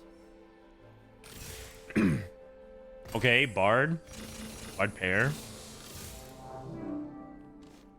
I'm down to roll a little bit here. Because we have a bunch of pairs and nothing. Nice. Another pair. Oh, is that all we're rolling? Okay, silver 2. So Trickshot instead of Teemo. Trickshot is like sharpshooter, I think. It like bounces. So you get like an extra ricochet off your projectile.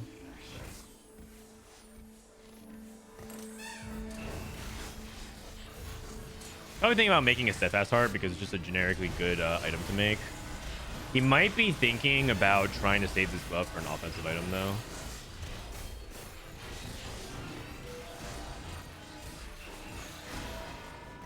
I feel like we just need to roll more because we're just holding so many pairs. Did the exalted trait follow certain traits? Or is it random? It's random as far as I know. It's random as far as I know. I haven't been able to see if every unit is possible to link with another one of its traits. Like, I think another bruiser will never link to a bruiser. Oh, this one's always fun. Guess the next outcome of your fight. Teemo grants a reward if you're correct. I always pick I'll lose. But hey, who knows? Maybe you click I'll win and you roll. You click I win and then you roll and then you Giga Chad.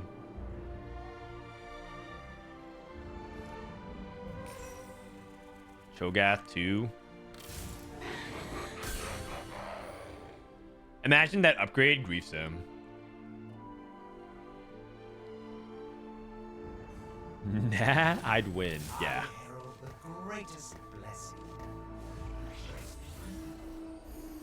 Oh wait, Malala is literally Gojo? Oh my god. I like this emote. I like this emote. It's so funny. Oh man. When did we change that?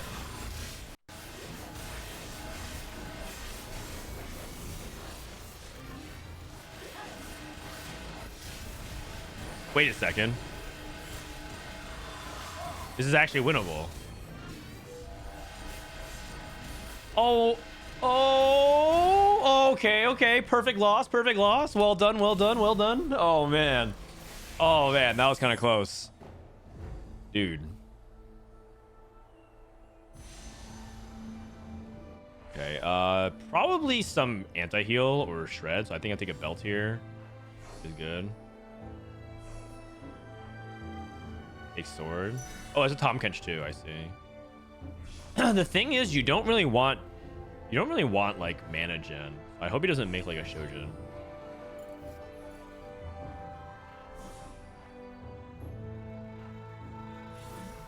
Maybe he's gonna go like instead like IE or something. He got 7 gold. Virtue of the Martyr. Okay, some more frontline. I'm okay rolling here as well.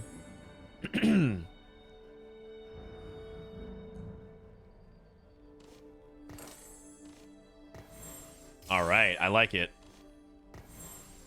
IE Vow. We're not playing any units. We could probably tech in Nico for Heavenly.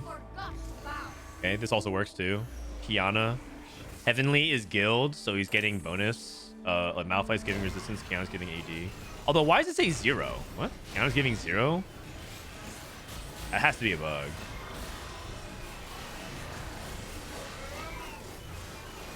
That's a Galio 2. And the Galio 2's dead. You guys, Bard is so cool. Like, I'm telling you, Bard is one of my favorite 3 costs. When you get him rolling, he just makes it rain.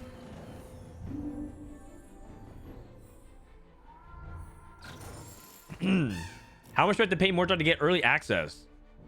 I mean, they invited like a bunch of cool people. I'm not the only one. They invited like Robin, they invited like Soju and Milk and all the other streamers, stuff like that. Spirit, reveal our way. But you know what they did? They played 1 game and then they went to go play Valorant. And we couldn't get games because they literally were like, Okay, cool. I'm gonna go play Valorant. Bye bye. Okay, GG's. And then he just like left the call. And we're like, dude, we're trying to like get games in to like record content. And they're like, nah.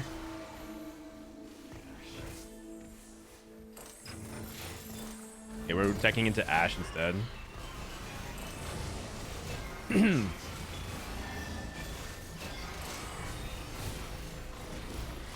I put it in my YouTube video of like me being on call with them with Precedent, Setsuko, Soju. We only played one game because they left.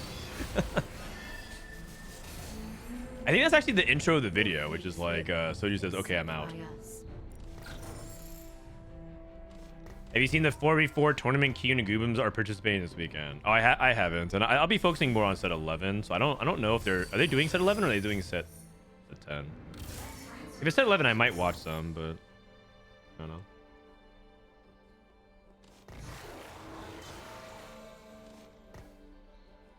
Oh, it's set 11? Okay. I might check it out. Okay, Ashe is a attack speed scaling champion. The more she attacks, every 3 attacks during combat scales her amount of arrows she shoots. So you want her to like shoot a lot of you want her to have a lot of attack speed. And you want her to have a lot of AD. I don't know if Rage Blade is this, but it sounds like it's really good on her. You could probably also just like play like straight up AD on her. Kind of like a IE Last Whisper. Deathblade, Giant Slayer.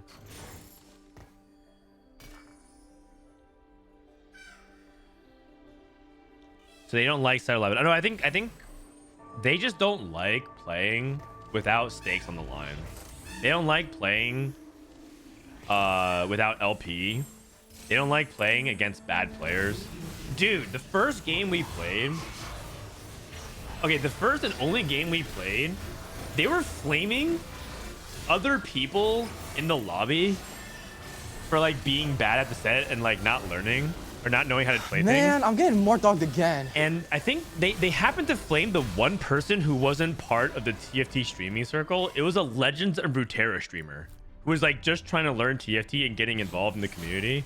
But Soju didn't know that because it was like me, Soju, like Precedent, Setsuko, Milk, Solus, like Kurum. So it was like so he just happened to pick the one person in the lobby who, because as you see on the right side, it's like TFT S11 preview number, right? So we don't know who it is. He's just hard flaming one person for like building. He's like for like building a bad board, and it's like the Legends of Runeterra streamer. So I think he thought it was like Solus or something like that. So I think he was like trash talking because he thought it was like Solus, but oh man.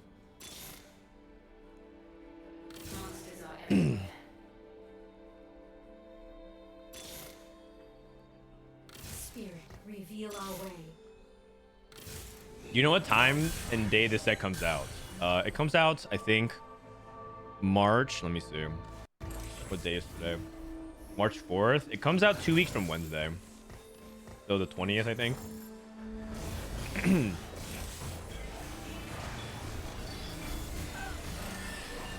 What did the Runeterra players say? Well, they were saying like, I think they said like, it's my first game, ... Or they said flaming on the first game, ... And then, and then they just left. They went 8th.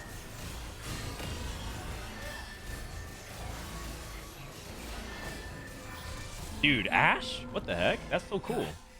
Look, she's like an archer. I said she was like an archer from Age of Empires. I wasn't joking.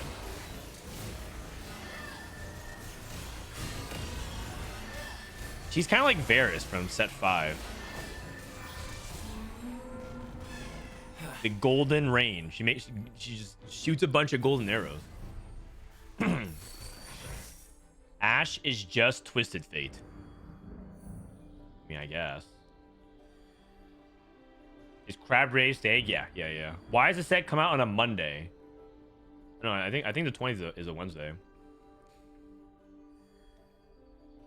I think the skills to set look very, very cool. Agreed. Whenever you say Ashe, I turn my head. Okay, my bad. 4 porcelain, 4 sniper. Oh, is this Lee Sin gonna wrap on us? Okay, he did not. He did not.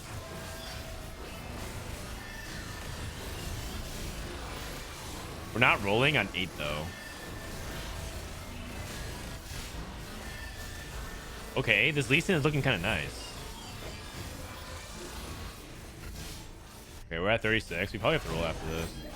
Ash's traits, porcelain and sniper. Porcelain says whenever you deal damage or take damage, there's damage reduction.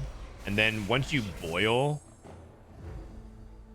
Oh, sorry. So you, after casting, you boil and you gain attack speed and take less damage. Sorry, there's a condition I forgot. So you have to cast, and then the flavor is that they boil, and they get attack speed.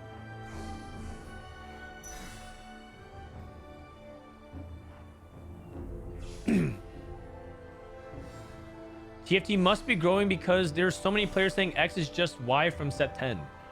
I mean, TFT is growing a lot. Is Amumu the same unit? No, he's different.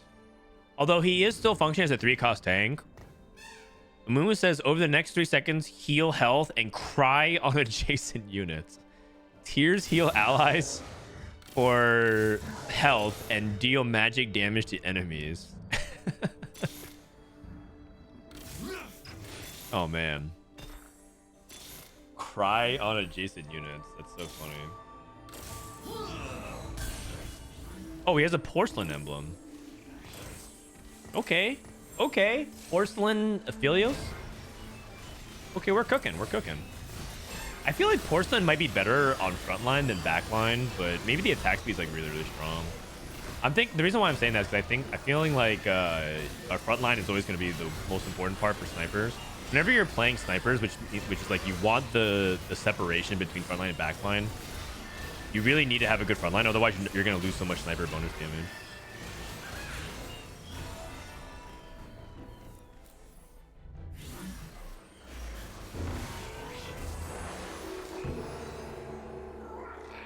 What?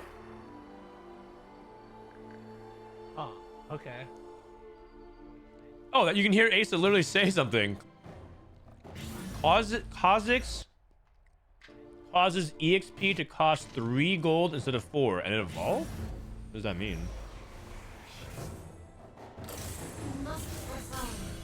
Oh wait, that set is huge.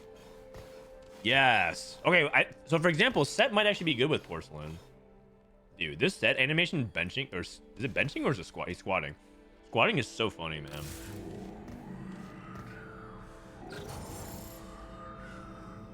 Sometimes I think the TFT team is just having a little too much fun. Like they're having like a little too much fun. Like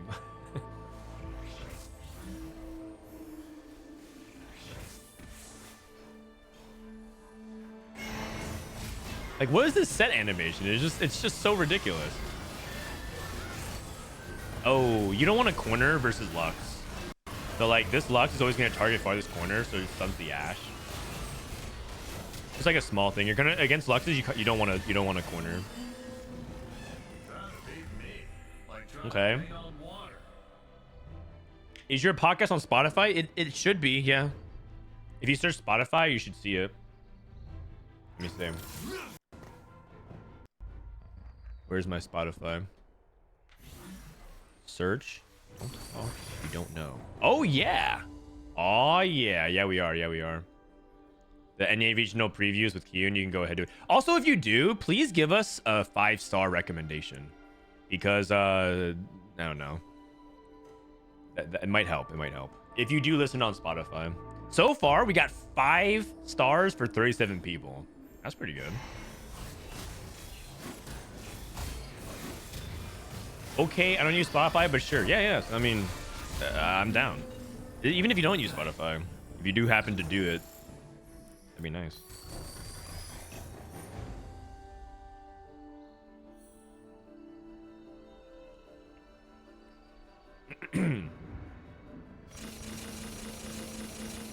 Oh, we're going to 9.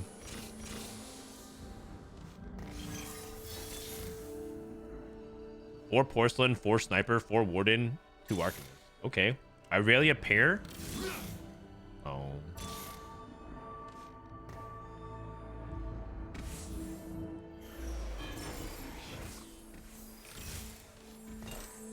Down guard. Our Ashe needs to be on the other side, I think. Also, actually, no. This looks like we're winning. Oh shit! Let's go, Asa. What's the name? It's don't talk if you don't know. It's the name of the podcast I'm doing on Wednesday.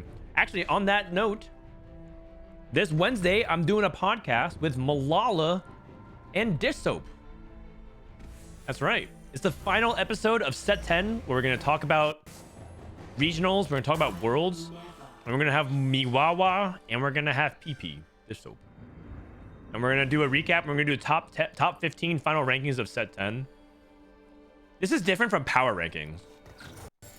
The power rankings are to give the like who is most likely to win the upcoming tournament. It's like a power rankings. This rankings that we do at the end of the set is basically like how well they perform. It's no longer theoretically how good they are, right? So Setsuko, for example, who knows? He's probably not going to be. He's definitely not going to be first, in my opinion. But he's going to be. He might be a lot lower than you might expect.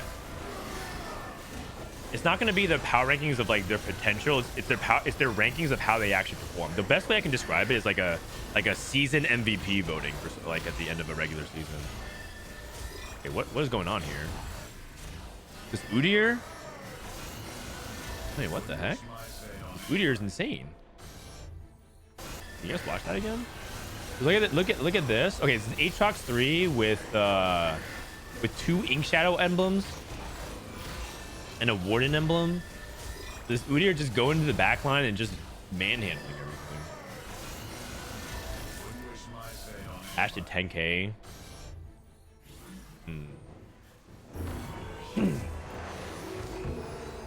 Lissandra offers to sell you items for an expensive price. Well, we're too broke. You lack the gold to offer this spirit. Oh my god. You lack the gold. Oh man. Dude, the game is hate watching. That is too funny. I didn't realize that it actually does that. It might as well just type LMAO at the end. You lack the gold to offer the spirit. LMAO. Oh.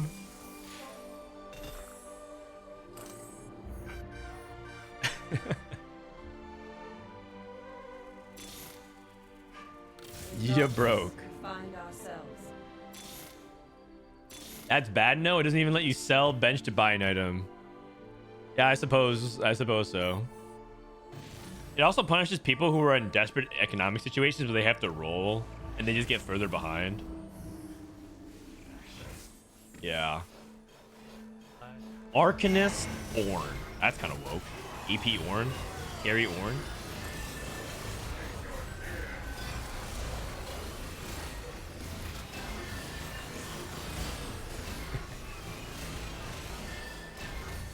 Dude, Ashe, when she starts ramping, it's just actually really cool. Oh, it's a top 4. Hey, not bad. I think this was Ace's first game. Is PB out? Not yet, not yet. This is playtest games.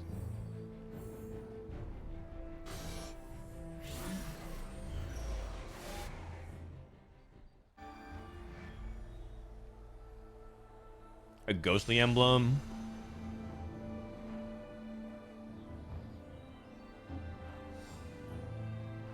What?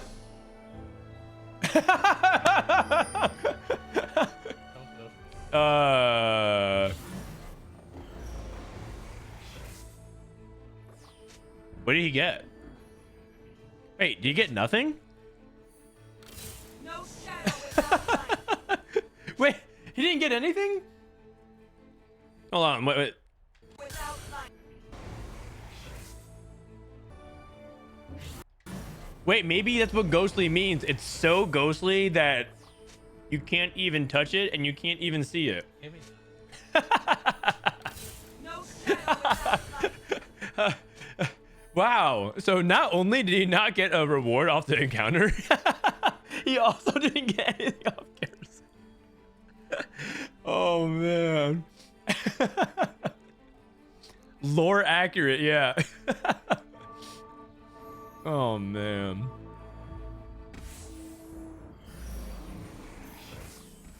That is too funny, man. That is too funny. Okay, they need to fix that. They need to fix that. Like what the hell's going on there, man? That's actually too funny. I mean, it's funny it's happening now. If it was in the actual game, wouldn't that just be miserable? You just can't pick up your Chaos unit because I don't know, for some reason you literally have Ghost. Like the summoner spell from League of Legends, you get Ghost and you just start walking through things. Okay, duelists. We got Alune. Alune is really, really strong on PBE. Alune is this unit, and oh no, this is Syndra. Oh, never mind. It's Syndra and Morgana. Okay, Syndra, Morgana, Annie, Galio. Okay, this is a lot of 4 costs. Okay, I can see it.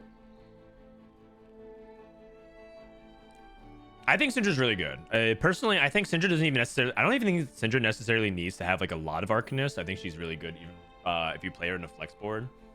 If you give her blue buff and just damage items, she can really go crazy. Also, I want to see how well this Annie tanks. Because Annie tank is something I don't really see a lot right now. But she is the main tank that you go off of Fortune. She transforms into Tibbers. See this bear now? This bear in the middle? That's Annie. Although she got teapotted. Never mind. About to get cleared by Lysandra. Oh shit, this guy just printed a full Hodge?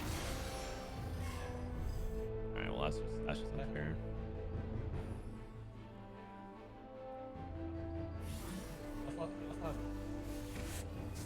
What are those hexes? These are Umbral hexes. Umbral is like KDA from the set. It's like hexes that give you special bonus. It gives you 2 things. It gives you HP shield. So it gives you 250 shield at 2 and then 500 at 4. And then for Umbral units, you get an execution bonus. You execute units at a certain health. Kind of like Gold Collector.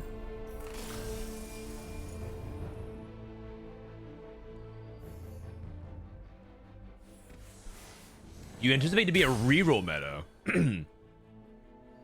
I can't tell at all. So far, the playtest has been dominated by 5 costs and 4 costs.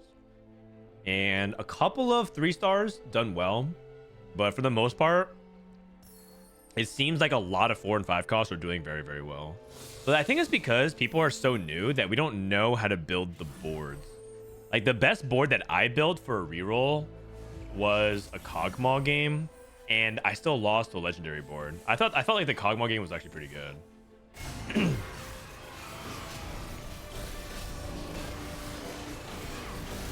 I think Arcanists are probably like you could probably play Arcanists like reroll Lux and Alawi.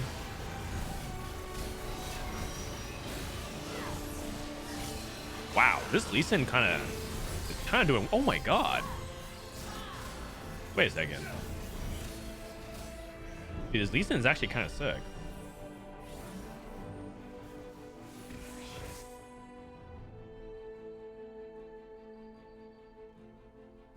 Need to copy Dish Soap's homework. I mean, you're not even wrong. I can't do TFT Academy myself, you guys. Dish Soap just writes all the homework and then I explain it. I think we're a really good team, you know. Dish Soap gets to puts out all the tech, and then he doesn't have to deal with all the YouTube comments. That's me.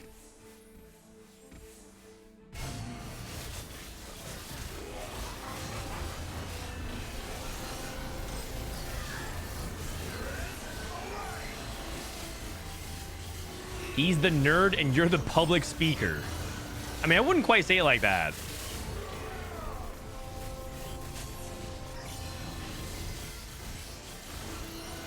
But it does work a little bit like that. It does work a little bit like that. Okay, this Udyr unit is looking kind of unstoppable. This guy's level 10, 20 gold with 81 HP. His Udyr unit looks kind of ridiculous. I will say that Lee Sin was impressive though. I think Lee Sin has been pretty nice. BT Titans, Edge of Night, and just kind of playing like a tempo setup. Yep.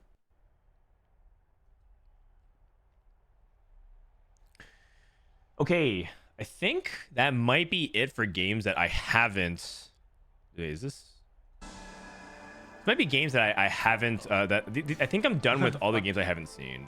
All the games I think are left are games that I played and put on YouTube. You guys want to watch more of that? Actually, I don't know. It's 7 p.m. I don't want to like go too hard because I am pretty tired from Worlds. How long have I been streaming? I want to stream like 4 hours. I can do one more game. Okay, what kind of game do you guys want to see? I still have a few games that we can show. Let's see. Oh, do you guys want to see the vertical ghostly game? This game was depressing. But if you don't know what ghostly is, okay, this was a loose subscription game.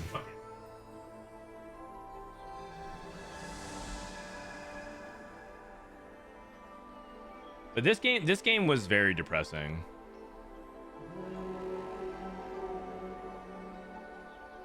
Hold on one second. I just realized that I have this overlay over my overlay. Ah, it's fine. It's whatever.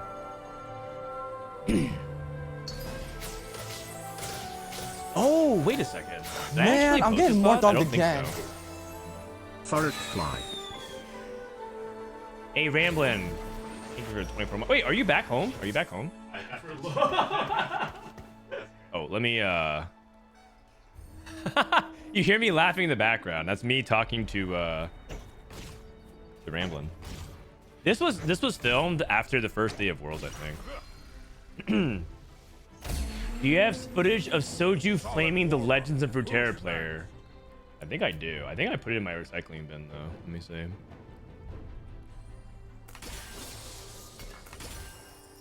Oh, I think no. I think I deleted it because my recycling bin was starting to get kind of crazy. It had like 100 gigabytes in the recycling bin, so I just deleted it all. I go where the trouble is. Wait, what? Okay, here we go.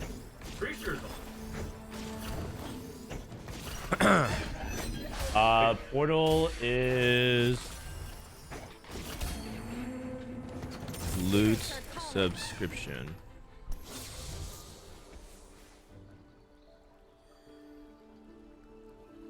Okay.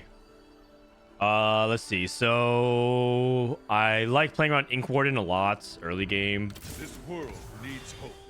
But I think around here I knew a loon was broken and I didn't want to play around a loon. I kind of have a thing where, like, you know, if it's like super busted, I'm trying not to learn the set by just playing the same very OP thing that's gonna get nerfed. So I changed that. I think I buy this Lux pair. Oh wow, I could make 10. All right, never mind.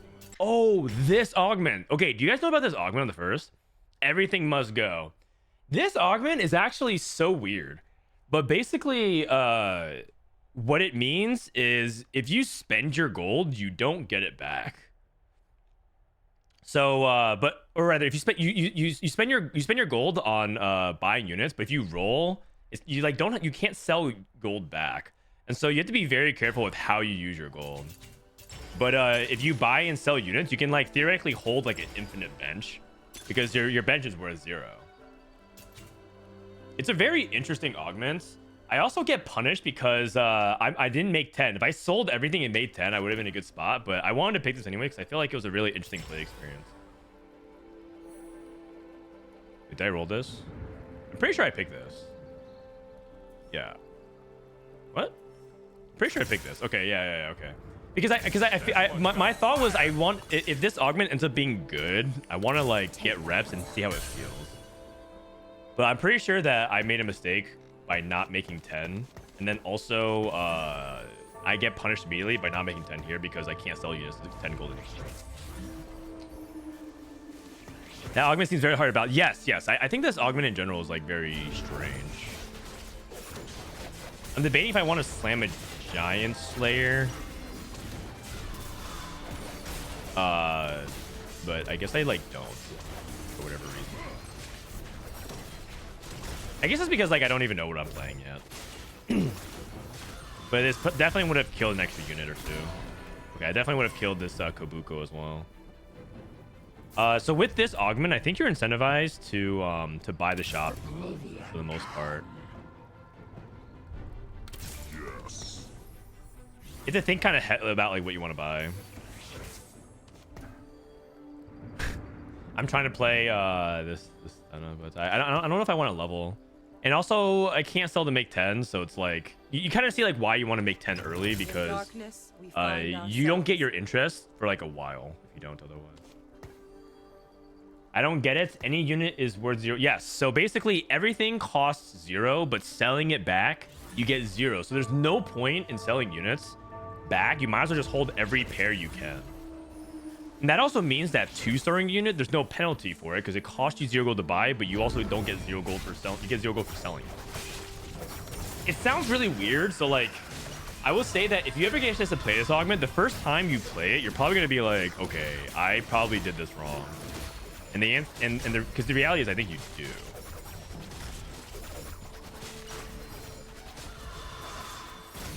I have a belief that this augment is either super good or it's like hard to play, or it's trash. It's one or the other.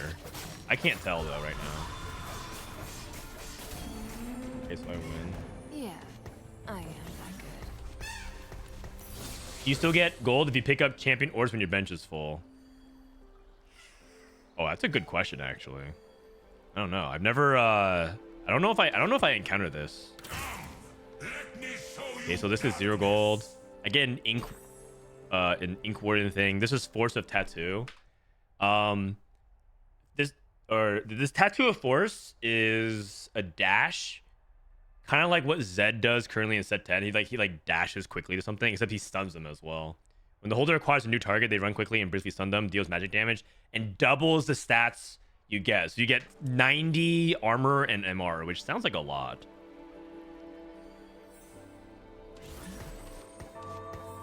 So I just put it on my Jax because he's a 2-star unit. He's a warden. Warden makes him tanky. I don't know. I figured giving the Jax is better than nothing. Also, it's kind of funny. He kind of like bumps into somebody. Like he kind of uses his belly to bump into people.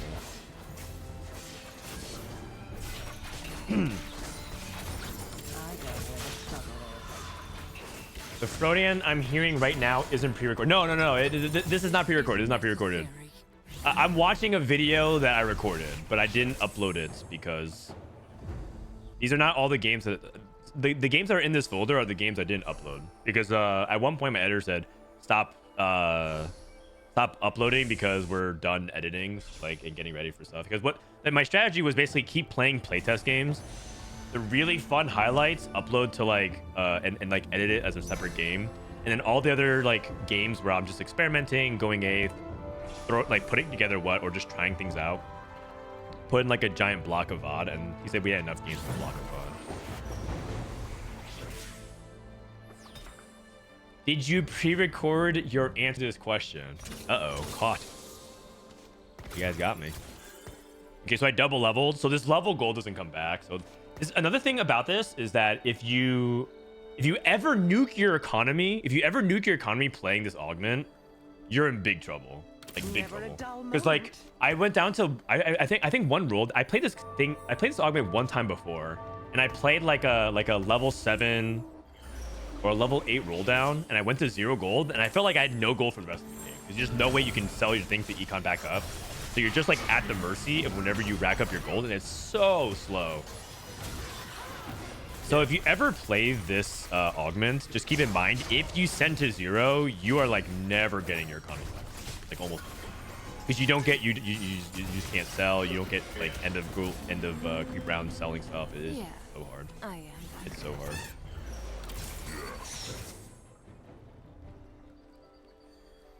Okay, so I hit Caitlyn too. I hit early Morgana, so I'm thinking, okay, I can play Ghostly. It's loot subscription. Maybe Loose Description gives me some ghostly stuff. Dude, I'm so broke. I'm holding such a full bench, but I'm like giga broke.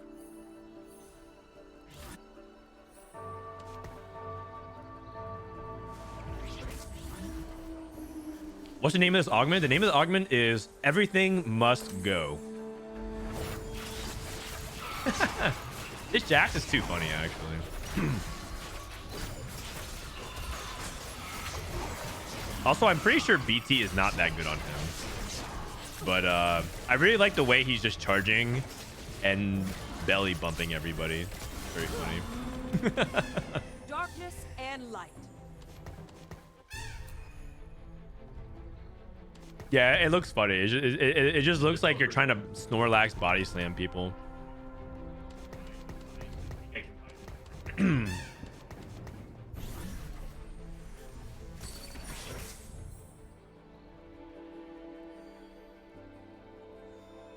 At this point, I'm like obviously I'll make that because it doesn't cost me gold to make it, but I don't know. I guess I'm like thinking, do I want to open up my bench space, or do I want to? Does it even really matter, right? Because if I open up my bench space, then I could theoretically get champions. But I don't know if whether or not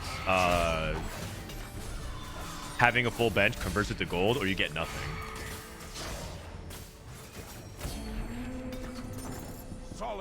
Like I'd rather just have like the Alawi, right, or like the Tomcat or something. Like, I don't know. It's such a weird augment. I'm not entirely sure how the rules work. Okay, but I have like a good setup. I hit. Oh wait, what is this? Ghostly emblem. Sword. Sword is a ghostly emblem. Because I'm trying to play around ghostly, right? I'm gonna go blue buff Morello, 60 mana. That's perfect for blue buff. But that's basically like blue buff Shojin territory. Blue buff Morello. Make sure this is not bad. And I have BT Titans. Like, this setup doesn't feel that bad, right? I can play around Sage the moment I can hit it. Morgana does like an AoE chill snowflake thing. You'll see. She like shoots this instead of a big puddle, she has like this snowflake of ice.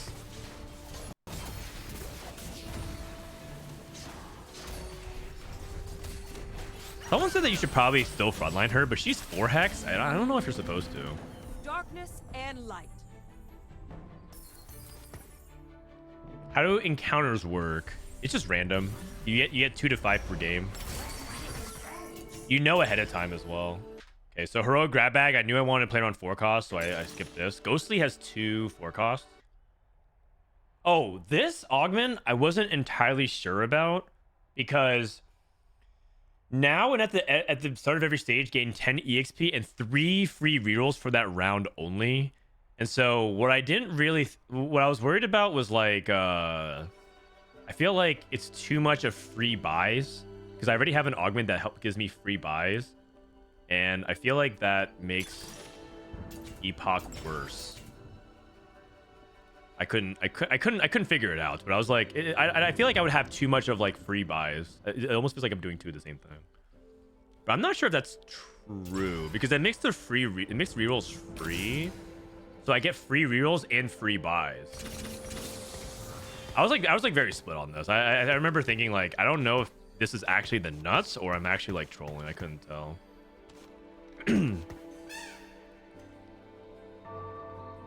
I couldn't tell, so I was like I'll just take something that's like, I kind of need combat augments.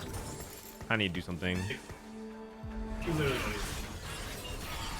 And these are against like reasonably good players. I think Precedent's playing this lobby. He's 540, I believe. Solus is playing this one as well. I think Double 61 might have been in this lobby as well. Some really good players.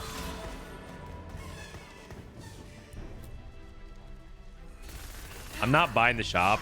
I probably should, but I honestly started getting kind of dizzy thinking about like what I wanted to do. Oh, Ramblin's in this game. That's Ramblin. Ramblin has a... This is Ramblin's Kaisa. Actually, if you guys saw it. That was Ramblin's Kaisa that's kind of bodied me.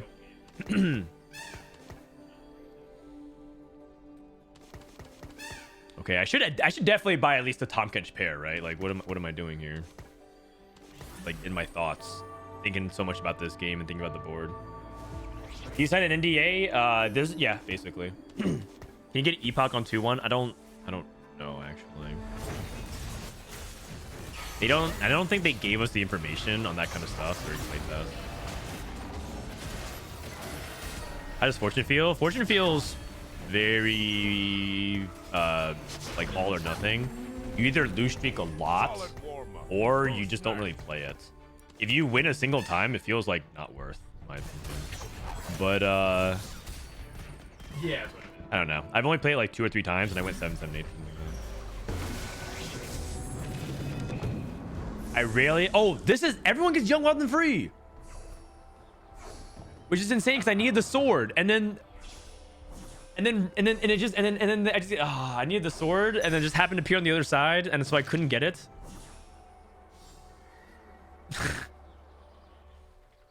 If an encounter appears over the carousel, like in this center here that I'm hovering, you should just always anticipate the possibility that it's Irelia.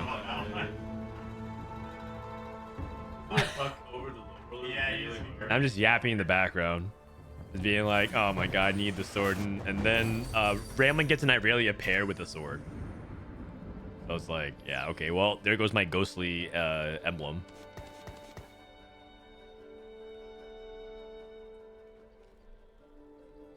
How do you get into the playtest? It's something that I think Riot does as part of their influencer program. So I don't know how. But if you're like a streamer or a content creator or a known personality, or like if you like run like a fan site or stat site or something like that, there's like a lot of different kinds of people. It's not just for streamers. They have a lot of other kinds of people there, and they have people from different games as well. Like I said, there's a Legends of Runeterra streamer. I'm pretty sure I saw some League people doing it as well.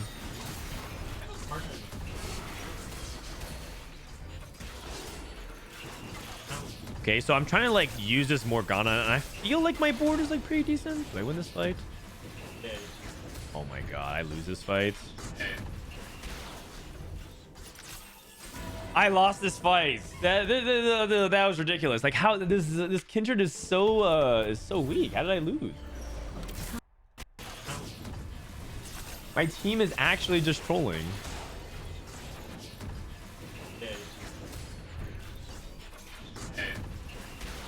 Oh my gosh. I remember tilting. I was like, oh, I can't believe it. If I run an OnlyFans, I can get invited.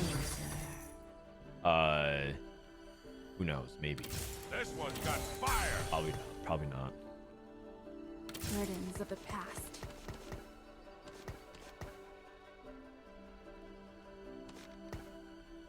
I'm just trying to buy time until I can get a sword at this point. I'm committed to 8 Ghostly and trying to make it work. And Ghostly is supposed to be like something that like whittles down champions over time because they pass the Spectre on death. So it should theoretically be something that helps you, is good if you're able to build like kind of like defensive / drain tanky. I'm going against Ramblin. Ramblin's playing Kaisa. I can't tell how good Kaisa is. She did look pretty strong from these fights. Oh my god. Wait, that looks like kind of like the blood.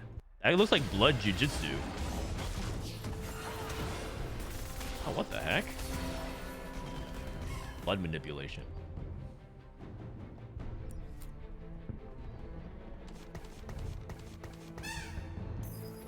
When is PV open? I have no idea. It's sometime tomorrow. Probably in like 20 hours from now. Something like that.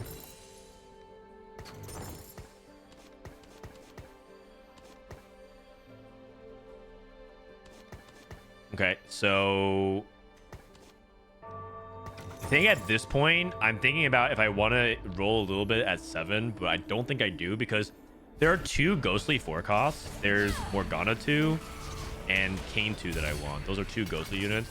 So I feel like I have to get to 8 somehow. Oh, nice. I hit Aatrox 2. I have a Morgana pair. And the loot description is a tome. And I rip open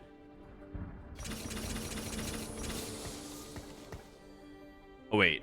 Oh, I remember I added Ash because I wanted 8 traits in for porcelain. I needed an 8th trait before I could do it. Shiv Even Shroud. That sounds okay. I have anti-heal, and I need to have Shred for Morgana, and I need to have armor reduction, I guess, for Kayn. I don't know. It seems fine because I'm trying to build like a ghostly emblem.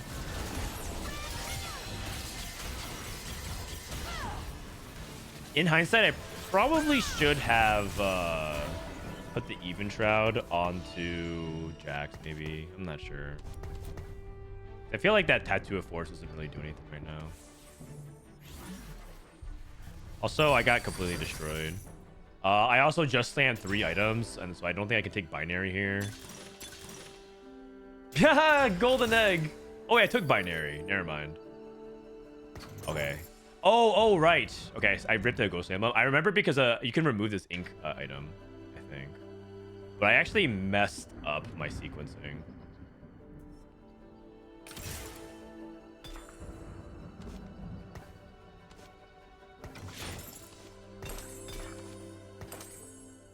What am I doing?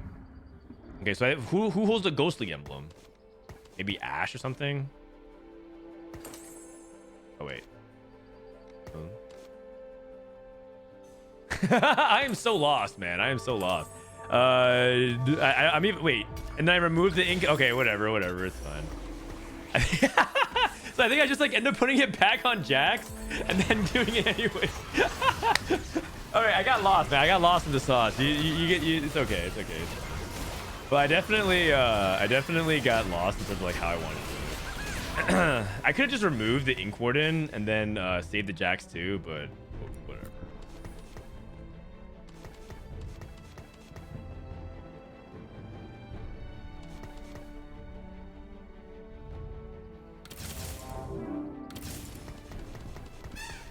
Is the Tattoo of Forcen artifact good? It seems to be okay. It seems to be okay. Oh, nice. I hit the Kayn. You can play Kayn. You can go 6 ghostly. Oh, because I don't want to take Ink Shadow out. Oh, I see. That's a little bit awkward. I take out Jax and I go BT Titans on Kayn. That doesn't sound bad. Kayn is an AD champion, right? That kind of gets in there. Okay, and I take out the Ink Warden.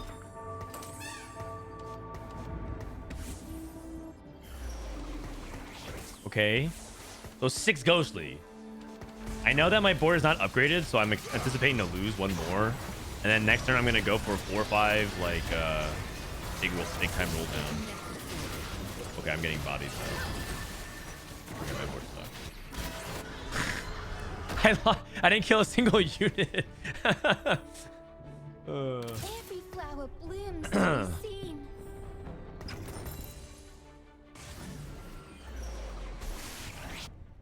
Okay, so I get a sword. Finally, I can make a ghostly emblem. Nice. I can go for double ghostly, and 8 ghostly takes 2 emblems. Just putting it out there. You need 2 emblems to go 8 ghostly. Otherwise, you don't get 8 ghostly. You only can get 7. So like this is a trait that requires 2 ghostly emblems. Does Azir feel any good? He feels okay. I think his damage is underwhelming, but he does a lot of utility if you can get him to summon frontline. Okay, roll down. Some call me I play Diana Shall for the I prove Sage them because I want right? Sage for never a dull moment. the backline. Sage is like strategist.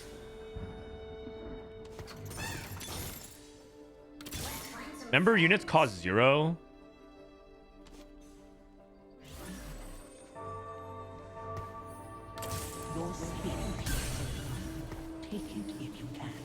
Who wants to be the ghostly units? Okay, selling this galley doesn't do anything because I have my first augment is what's it called? Everything must go. I'm putting Shen in because Shen's the only ghostly unit I don't have for 8 ghostly.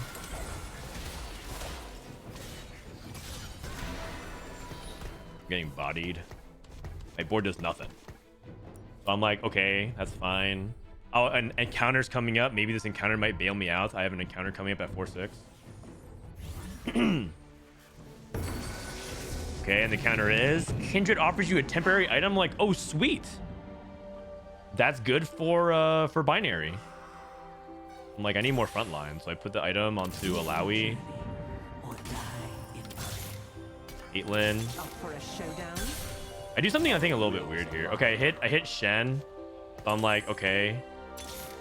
Now I have it. Now I have it. I'm upgrading. Okay, I'm hitting.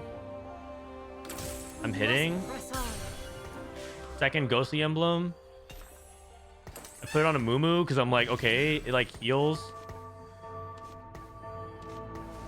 I'm like, I kind of want binary on Ashe, so I'll just do this, even though it's not optimal. Like, Ashe is an 80 champion, but it's like fine. Like, I have 8 ghostly. Surely 8 ghostly should do something. Because I need 2 emblems to make this work. I have every ghostly unit, and I have a 2-star Morgana and like 2-star frontline. Like, it can't be that bad.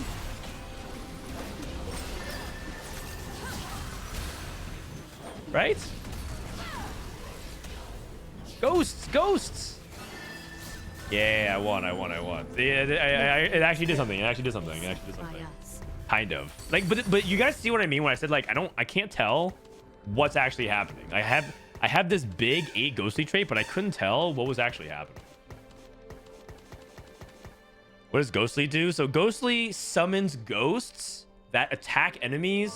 It like nibbles at them, and then it heals you, and then also it gives you bonus damage to those units, like contagion. It like weakens them so that you deal. They're like more vulnerable. You like deal more damage. Look what you made me do! Frontline items needed. You're not wrong. You're not wrong. So I roll here. Again, I need to roll, and I'm like, okay, maybe hit like a Lowy 3. I'll maybe go for a Mumu 3. Kane 2 would be huge. Okay, I'm rolling. All these units cost 0 gold. I'm like, okay. I think I reforged something here.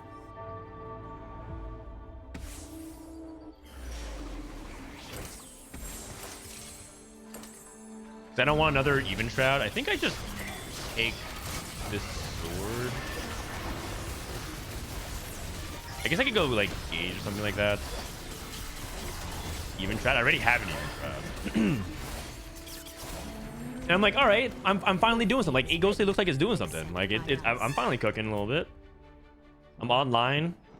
All I have to do is hit Kane 2 and maybe like a 3-star 3 cost. My front line. Okay, another Alawi. Sure, Aatrox 3 as well. Kane 2. A Mumu 3. I'm like, all right, maybe I should reforge a cloak here. Sword is bad because if I get another spat,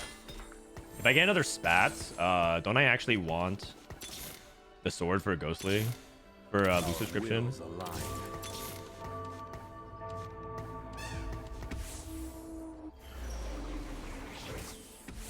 Okay, this is Syndra 2 and Lysandra with long distance spells. I'm like, but I have Kane 2 and I have 8 ghostly. And then Lysandra casts once on my frontline dies. He casts on my Kane dies.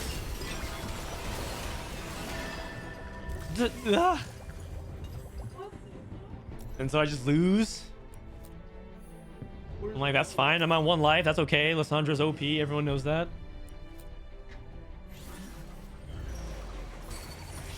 So I just roll and send to 0. I hit a Lowy 3 here. I need to roll to 0 here at this point. I keep in my head that you don't want to roll to 0 with this augment unless absolutely necessary. And I think I rolled to 0.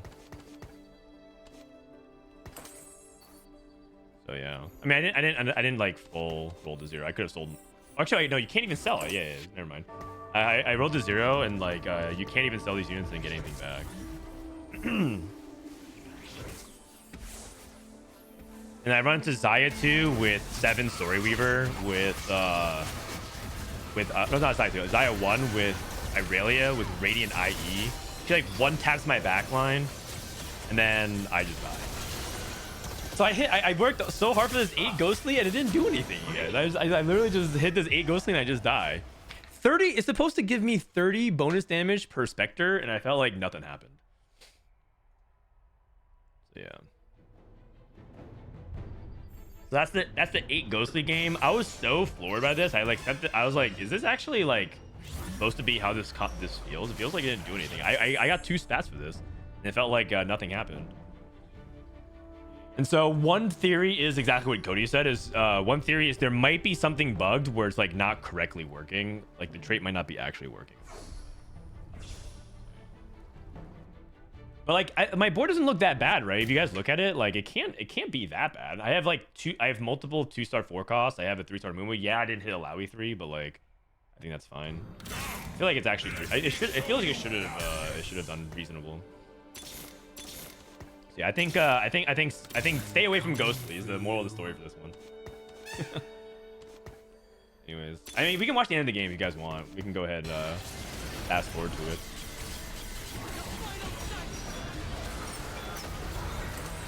Someone's playing Lilia carry. So this is Lilia. She casts this ball and it keeps rolling. And I think Lilia does a lot of damage. I think Lilia's pretty good.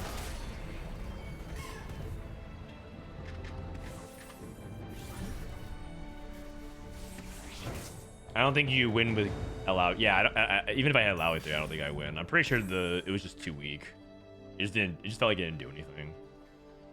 Binary, harm assist, which is like generically fine. Tactics tools also has 8 ghostly at 36%. Okay.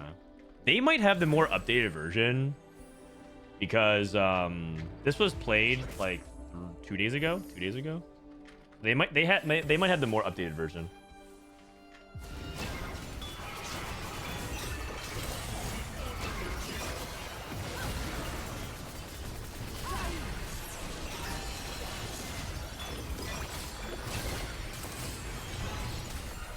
Aurelia.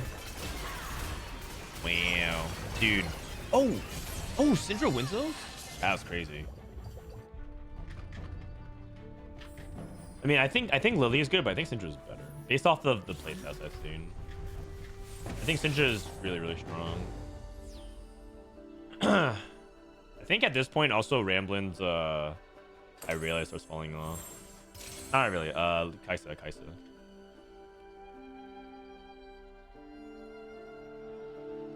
Yeah, it's probably bugged.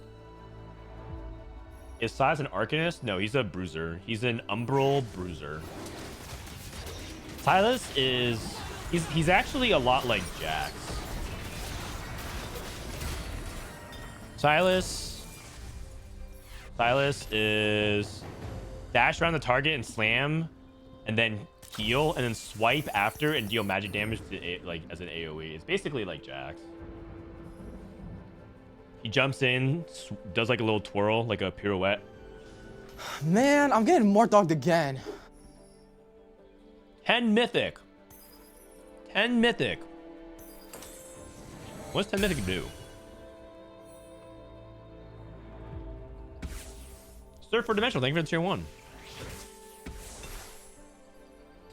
10 mythic does...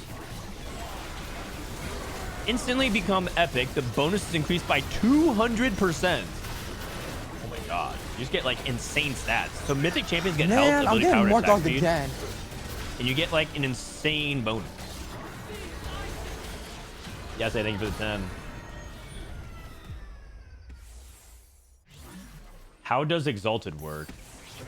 Exalted is a different set of units every single game. So Exalted can be like any kind of units. It could be like Yasuo and then Yorick and then like Teemo or something like that. And the next game it could be Kha'Zix, Kindred, and then Alune. But it's just a mixture of whatever units it randomly picks. And if you get Exalted in at the end of the round, you get like a core that you can sell. You get an item on your bench that you can sell for EXP. It's like a free econ trait. Except it also gives you bonus damage. So it's an econ trait that actually gives you bonus damage, which if you think about it, if you get early, is kind of I'm pretty sure if you get Exalted right now in its current state, you should always, if you get it at 2-1, you should always play it. There's just so much free economy. You get 2 EXP for free at the beginning of each round, which is the equivalent of 2 gold. Wait, 10 mythic lost? Wait, what? I actually don't think I think I AFK'd at this part. 10 mythic lost? Or did it win?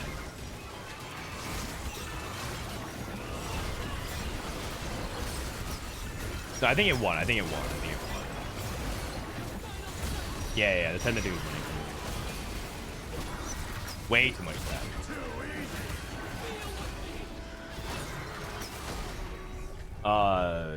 If you think about like how hard economy is to come by because of like the streaks changing to be more strict with gold, getting 2 extra EXP for free early game is like having 2 gold interest, and that's like huge. You're like up an entire like gold augment because you get so much. You just get so much stats. Okay.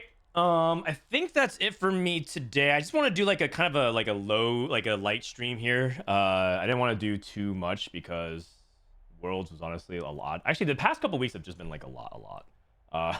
We did Worlds, and then we did like the regional stream, and then there's a lot of like lead up because Hearthstone Cup is also in February. But I do want to say that we're gonna be also doing a podcast this week.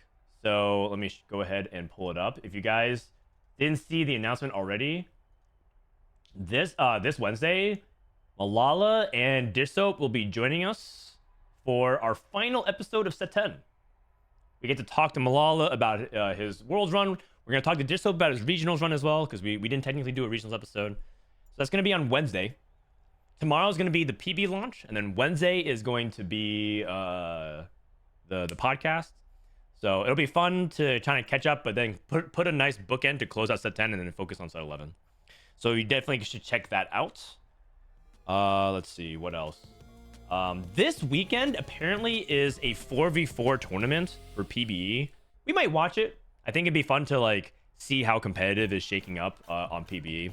But also, if you guys want to play viewer games with me, you should definitely join my Discord. And in my Discord, there's a channel called Viewer Lobby Sign Up. Make sure you join Discord because when I start playing PB, I just want to play versus viewers more than anything. I just want to hang out because I think PB is like the only time we can really all play together as a group. So it'd be really fun. So just make sure you guys sign up starting tomorrow and every day at PB. If you guys have played in previous PB sessions, you know how it goes, but yeah.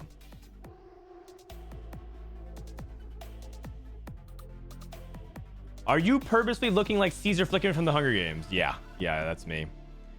If you want more gameplay, you can go check out my VODs. This is me playing more Set 11. You can check out my YouTube VODs. And I'm gonna run some ads. If you guys want to stick around, that's great. If not, totally understand. So just a way you can support the channel. And I'll drop you guys off somewhere else that's Set 11 themed.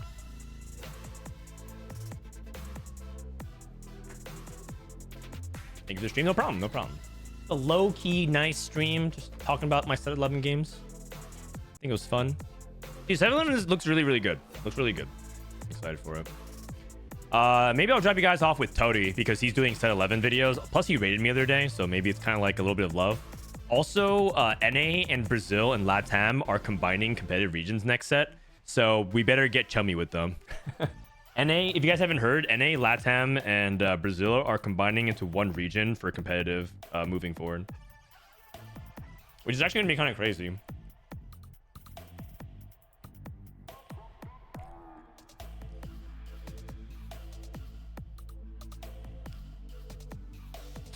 LATAM and Brazil are losing their world slots.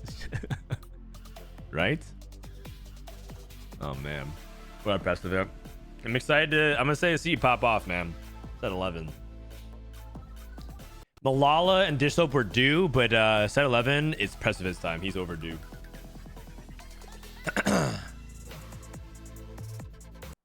Is ladder just still NA? Yeah, so ladder is still going to be an NA based competition, but for like regionals, it's going to be LATAM and Brazil. I submitted an idea to Riot. Here's one idea that I had. I want the top 8 ladder snapshot finishers to be able to draft other players in their group. Because right now, currently the way the system works is that LATAM, or not LATAM, it's snapshots. Sorry, I was thinking about the LATAM thing. The current system right now is you grind for top 32, and once you're in top 32, you just sit. But I said, what if the top 8 seeds come onto a draft show before day 3 and then pick their group based off of who finishes in top 32? So if top 8 is like Dirsoap, then Setsuko, then Weijin, then President, and like Milk or something like that, then they take turns drafting who's in their group one at a time. Isn't that low-key BM? I pick all. Yes, that's the entire point. That's the entire point. Imagine if something crazy happens where like Showtime makes top 8 and then first picks Setsuko because he just to make a statement. I feel like the nice thing about this draft format is it naturally breeds rivalries and a little bit of shit talk. So, and then the other half of the lobby is just weekend 1. So the weekend 1 just plays as normal, and then the second weekend is the 4 people preset groups that they drafted plus the seeds from everybody else. I think that'd be really fun. I submitted to the idea, and Raya said that they'll talk about it because they think the idea might be good. So we'll see. I think it's great. It's just good content. Like, why not? Right now, it's just like, what else are we doing? Top 32 is just kind of boring otherwise. Everyone just sits and then AFKs. So they said they'll talk about it, and let me know. All right, guys. Toady, a Brazilian streamer. He's the most popular Brazilian streamer. He's doing set 11 videos. You can go ahead and check out some of his content. All right. I'll check you guys later. Peace.